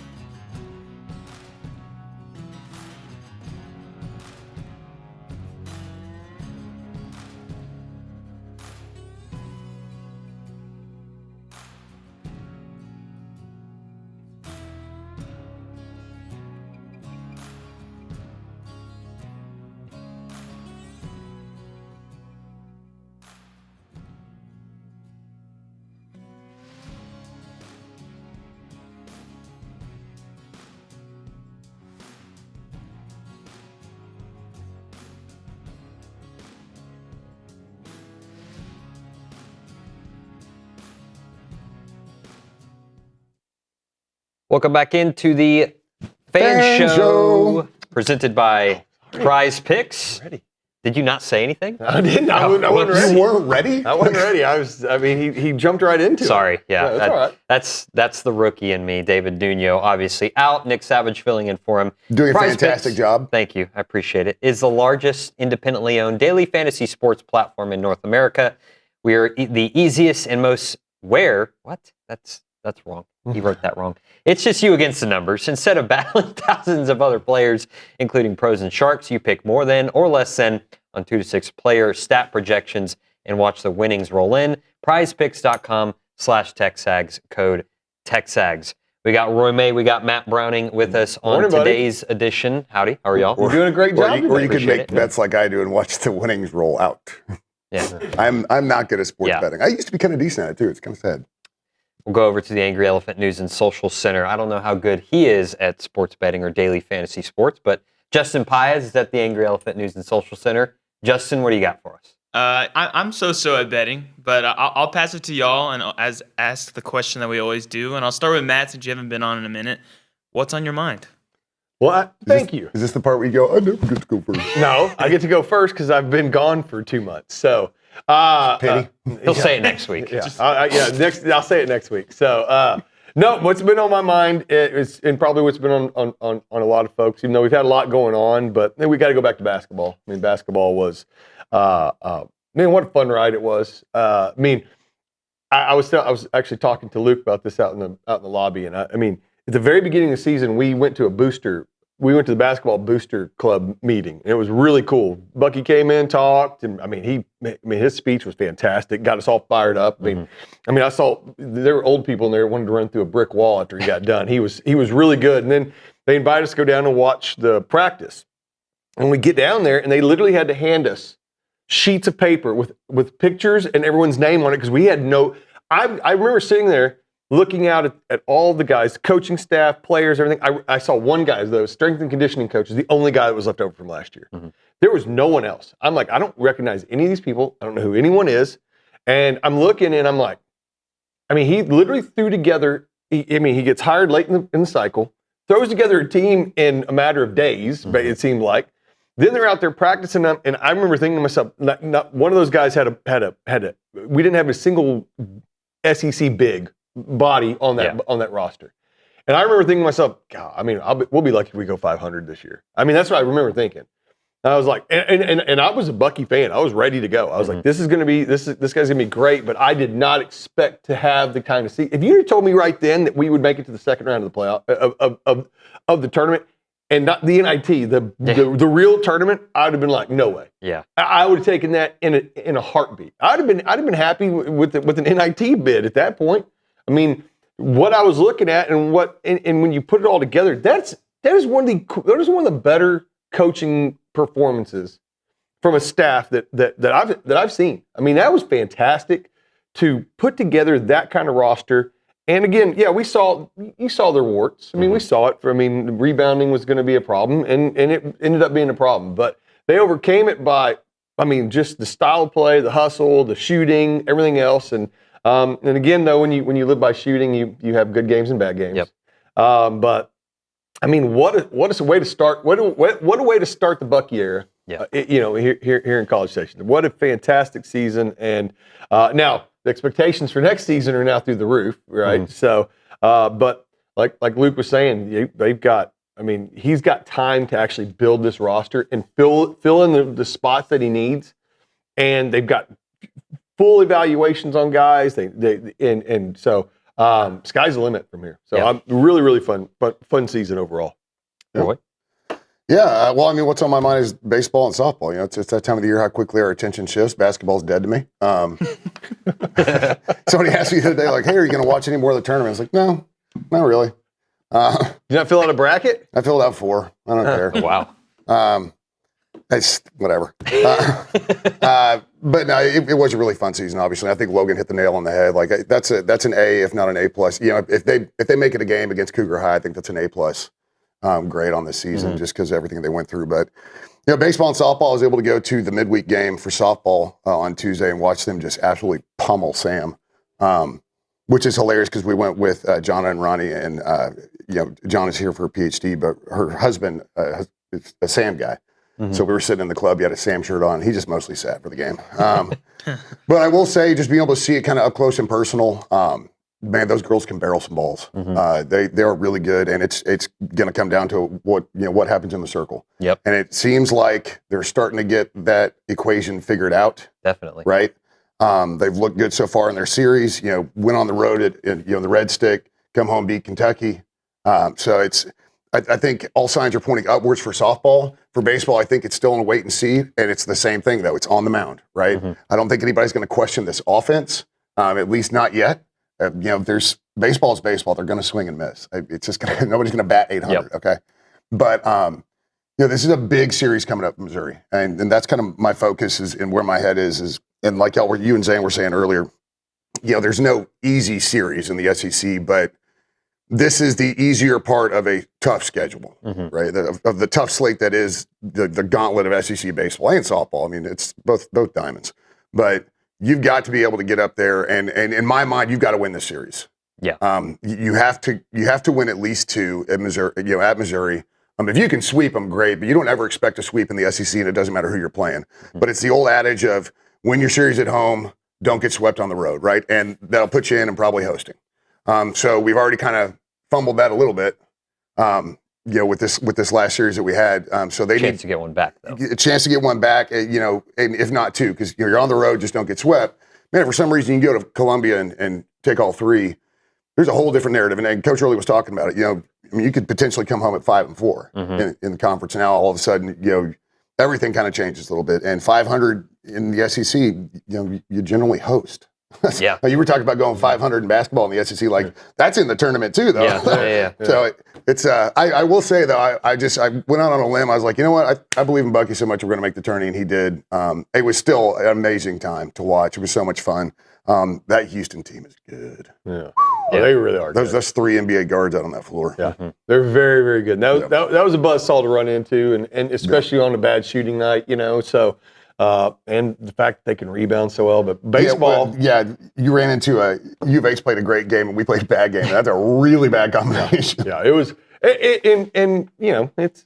that's basketball too. But baseball wise, the softball, of course, huge series this weekend. Yeah, at number 2 Texas. So. They're number 1 actually. I should have updated the bracket or the ranking. That's on me. This but is like I can slight them, right? It's one okay or two. Yeah, we'll call them unranked. I don't care.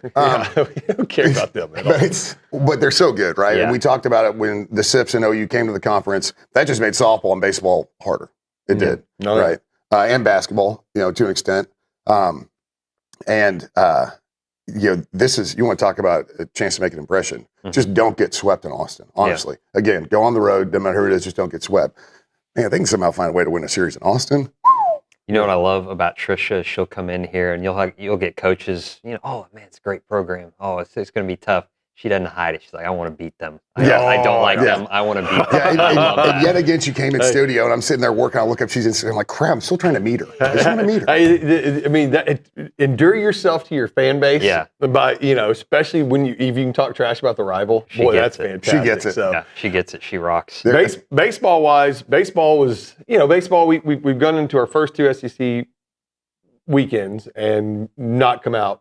And luckily didn't get swept, but didn't play probably like we wanted to. But baseball is just such a strange sport in the fact that you can erase a deficiency. I mean, no other sport really does that. You can erase it. Yeah, you can erase a deficiency out of in a matter of seconds, and then you could also gain a deficiency in the matter of it's such a strange. It's a quirky game. It's a very quirky game, and so. I mean, you can the thing we can look at with that is the talent's there. I mean, look what we did on Sunday. Yeah. I mean, you can, but you got 2 games where you don't hit well, and then you just explode in the third game. It's such a strange deal, and I get that has a lot to do with the opposing pitching, but still, it's so. I mean, you take that game on Sunday, you take the game on Tuesday, you build off that, you go in with some momentum on the road in Missouri. And like you said, if you can just pull out 2, a sweep would be fantastic, but but it's hard to do in the SEC. And I think where some of the frustrations lie right now with baseball is that OU series was there for the taking. Mm-hmm. It really was.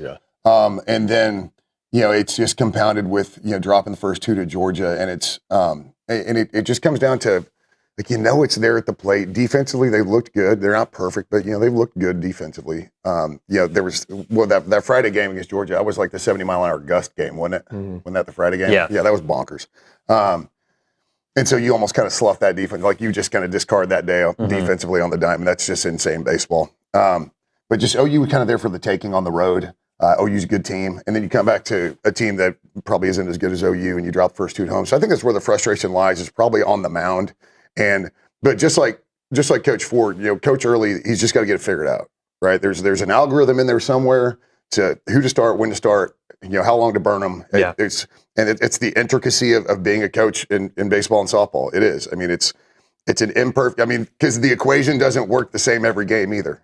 So it's just the versatility of your bullpen, and then just really needing consistency out of the starters. Absolutely. Let's hit a break here on the other side. We'll get into a basketball question that Justin will read us on the Catalyst Pure Performance text line, and then we'll get into some spring ball, maybe some pro day as well. So don't go anywhere. You're listening to TexAgs Live, presented by David Gardner Jewelers.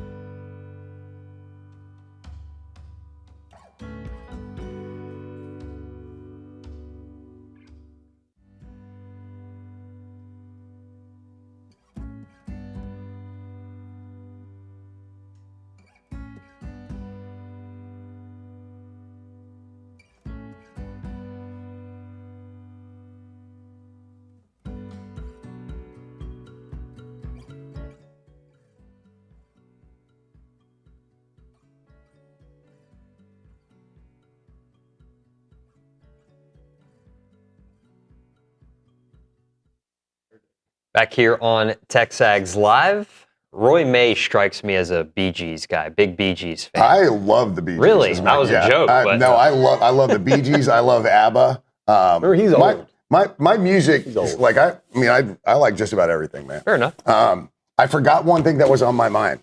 Go for it. This High Rocks thing. Oh right? yeah. Okay, that's why I'm here. So I had to look. Yeah. So I had to look it up, and I found this whole bunch of videos and a whole bunch of explanations. Why High Rocks isn't. Now, why are you bringing this up? Because that's why Nuno's not here. Yeah, Nuno's not here. Why? Because he's doing High Rocks. High Rocks competition. Yes. Right. And what I figured it out is High Rocks. It's a series of, I believe, 8 stations, like circuit stations, and then there's an 8 kilometer, like an 8K. So you run, and then there's all these videos that are like, this is why High Rocks is in CrossFit. Which basically means High Rocks is absolutely CrossFit. Yeah, it's literally the same It's CrossFit with it's a the run. same stuff. It's CrossFit with an 8K. So I saw something the other day. It said I found a support group for people who peaked in high school. It's called CrossFit. Nah, kudos to him, man. It's funny. I don't believe it, but like y'all said, doing it at his age, his ripe old age.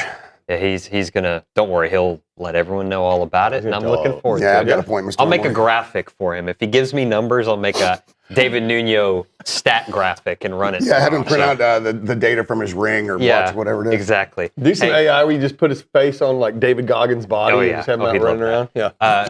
Justin Paez over at the Angry Elephant News and Social Center. He got a text on the Catalyst text line. Read it for us, will you, Justin? Yeah. It's an interesting question I want to pose to y'all from Steve in College Station. He asked, who will take over the 12th man after Aggie leaves? Who's wearing that number next season? We talked about this a little bit. I think that's difficult because I think if you look at the roster, minus Aggie, and again, we don't know yet who specifically actually is coming back.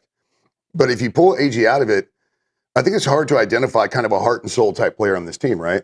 And you said it too. I mean, it may end up being somebody that's not on the roster right now. But that's one of those things where, it obviously, if we're going to honor the 12th, the 12 jersey, right? If that's what we're going to do, then it's going to come organically from the team. That leadership is going to step forward, that commitment, that heart, and it's not necessarily the best player on the team. That's the thing. I mean, look at football. Football of 12th man's way different, right? Yeah. So it doesn't necessarily have to be the best player on the team. It's going to be the person who, shows that leadership, that teamwork, that commitment. And, Logan was talking about it before us. Day one, AG walked in and was like yelling at people on the court for screwing up. But on the back end, he would always praise them as well if they did well. He set a standard that was so far. I mean, just because, on this roster, he was so different than everybody else that he kind of outshined everybody. So it's hard for us to look at who's going to fill that role next year. Yeah. And it very well could be somebody who's not even on the roster now. That it could be one of the guys that's on there.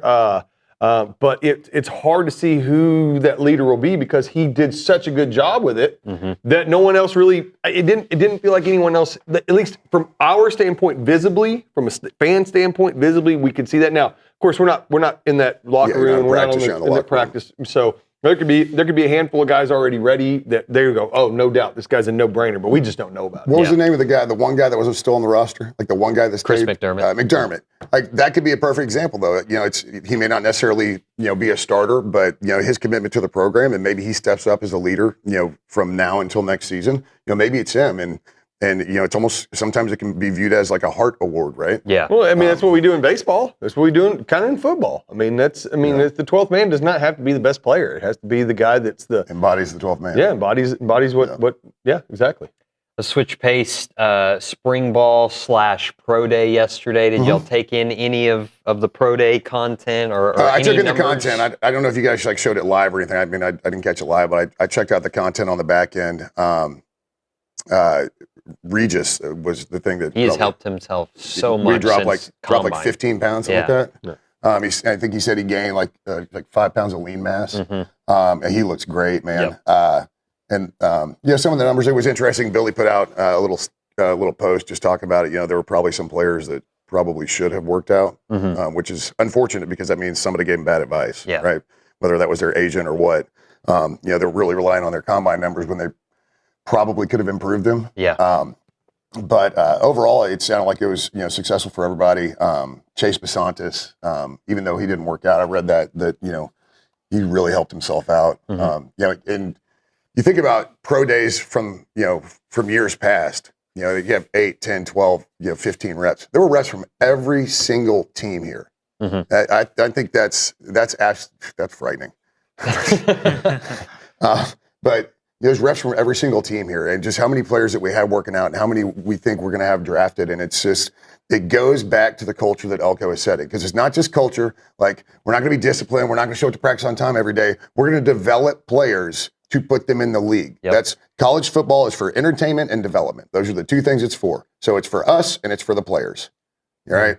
And what Elko is doing is developing these guys to go and play at the next level. And nobody plays college football to end their career. Yeah. Right. That's not your dream. Yeah. The dream is the NFL and to put these guys in a position where they can and from everything I've seen, it looks like a lot of guys helped their stock. Of course, I don't know if we'll get the reports of the guys that didn't. They typically won't say that, but it does look like a lot of the guys helped their stock. And man, I'd love to see just as many guys get drafted as we can, because that just speaks more to the program, and that helps recruiting. It helps a lot of different things. Yeah, massive help for recruiting. And again, if for us as fans, it's a blast to turn and watch these guys at the next level. I mean, we've all enjoyed watching Mike Evans' career and Myles Garrett's career and Vaughn's career, and these guys that were and then of course even the guys that are the Eric McCoys and Anais, just seeing where Anais is, and then now hey, by the way, we got Christian Kirk and Mike Evans are going to be teammates. Team, yeah, that's awesome. So that's going to be fun. So I hate that they play for the dadgum 49ers. As a Cowboys fan, I can't stand that, but of course we'll always cheer for those guys, and so. For us as fans, we want as many guys as we can, so we can. It's more fun to cheer for them. I as a Cowboys fan, one of my favorite Cowboys is Dono. I mean, Donovan Wilson Donovan, he's got heart, and but it's just a blast to watch. I love that Dak had played for the Cowboys, and I loved watching. So as many guys as we can get out there on that field. I think KC KC's going to have a huge career. I really do. I mean, he's just too good not to. So. And you talk about recruiting, and that's twofold, because you look at the players that we have that are kind of, we'll call them draft eligible, draft likely kind of thing. Even UFAs, even if they sign undrafted free agency, it's a combination. Like, we have these homegrown players that we recruited out of high school, so that helps your high school recruiting. Oh, by the way, we have some transfer portal guys that we're sending to the league, because look at the year they had when they came to us. So then it helps you in the portal recruiting. So it's not just the kids that we got from high school. It's not just portal guys. Because portal guys, if all you're doing is sending portal guys to the NFL, then it looks like you can't develop anybody, right? Yeah. And on the flip side, if portal guys come to you and their career flames out, it seems like all you can do is develop high school kids. So it's that mix that I see that I think is so beneficial to the program. Absolutely. Let's hit a break here. One final segment of the Fan Show on the other side. You're listening to TexAgs Live. We're presented by David Garner Jewelers.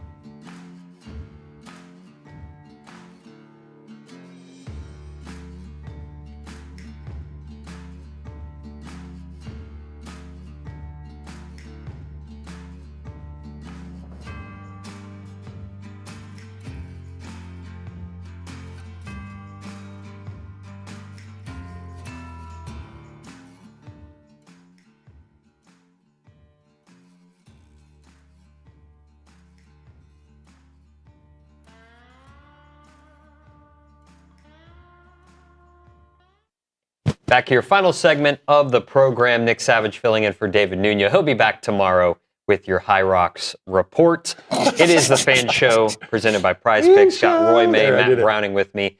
About 4 minutes left here on the program, and a really broad question and I've for you. ruined this. And this segment is ruined by Roy. Yeah, if if Matt's answer is I don't know, it's Roy's fault. All right, here we go. But we'll let him start because good. So what's one improvement that you hope is being made across the street with spring ball? Very broad football team. What's one thing you hope gets worked on and improved going into next season right now? I think they've already said it out loud. Is moving the pocket and getting Marcel mobile. Speed this game, speed up the offense and get him outside of the pocket. Like Marcel's mobility is an asset, okay? And we're not using it enough, like in my mind. So for me, it's whatever you've got to do because, and I can't remember who it was early in the week was talking about it, felt like Marcel plays the best when his hair is on fire, right? Yeah. Like the South Carolina second half was a perfect example of that. So if he processes better and faster time windows, then give it to him, man. Your entire offense has to be built around your quarterback. That's how this sport works. So that's my biggest thing is mobility of the moving the pocket and speeding up the offense a bit. It's funny because a playoff team that started 11-0, right, is one of those, and you're like, am I splitting hairs here? But no, you're not, because if you look at it, we're all fresh on our minds is the 2 losses at the end of the season, right? The awful one in Austin. It's not fresh on my mind. Maybe for you. He wakes up every morning. He's like, dang, Miami. From football, dadgum. You hold Miami to 10 points at home, you should win that game. And I felt like our defense, outside of a couple of big plays, our defense did give up a few big plays in both those games that cost us the games. That contributed to costing the game, but everything boils down to quarterback play. But you're not splitting hairs though, because you want to go from good to great. Yeah, I want to go. Yeah, correct. Yeah. So, and I think that boils down to quarterback play, and I'm not just putting that on Marcel. I'm putting that on the entire offense. That's got to be not only the receivers getting open, the running backs doing their job, but the O-line.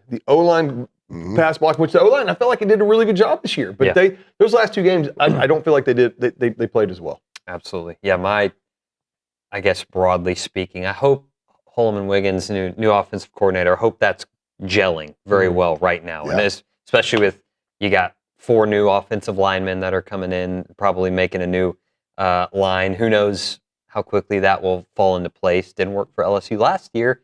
Might work for A&M this year. We'll see. Different coaching staff, obviously. But that's kind of what I'm hoping is coming together nicely right now, just so when you get to fall camp, it's all already there and you're ready to come out of the gate firing. Yeah, and if they play well, you take a lot of pressure off Marcel by just running the football. So which we did well at times and we struggled at times. So I think it all boils down to that. Yeah, Nick, I think you nailed it. It's having those new coordinators mesh, right? Having the new coaches mesh, because you got all year. No, you really don't, man. You got spring practice and then you got fall ball. And you got to be able to get this worked out. And what really is a short period of time, because you hit the part of the year where you're not allowed to coach them. You can't be out there correcting them in their drills. So it's just setting the tone in spring ball is going to be massively important for these coordinators. Quickly, predictions for this weekend, baseball, softball. Baseball. I don't predict a sweep, but I do predict a series win. Softball, man, that's a tough one. Yeah. But, hey, you know what? What do I care? I'm on the Fan Show. 3-0 sweep. Come on. There you go. Come on, ladies. I got baseball sweeping in Como, and then I've got softball, picking up. I feel like they'll absolutely pick up one, but that's probably where I'm at. But we'll say they win the series. Roy, Matt, thank y'all. Appreciate it. It was a lot of fun. Nick, thanks, Justin. Thanks, Cade, in the back, for getting us on air on the 1s and 2s. Caleb back at the zone, thank you so much, as well as Diego Signs and Dean Painish in the back helping us today. It's like he won an Oscar, man. He's up here thinking. Yeah, thank you, everybody. And thank you for watching and listening, whatever it is. They're literally turning it up as I'm talking. So, Louis Bellina on the other side. This has been TexAgs Live, presented by David Garner Schulers.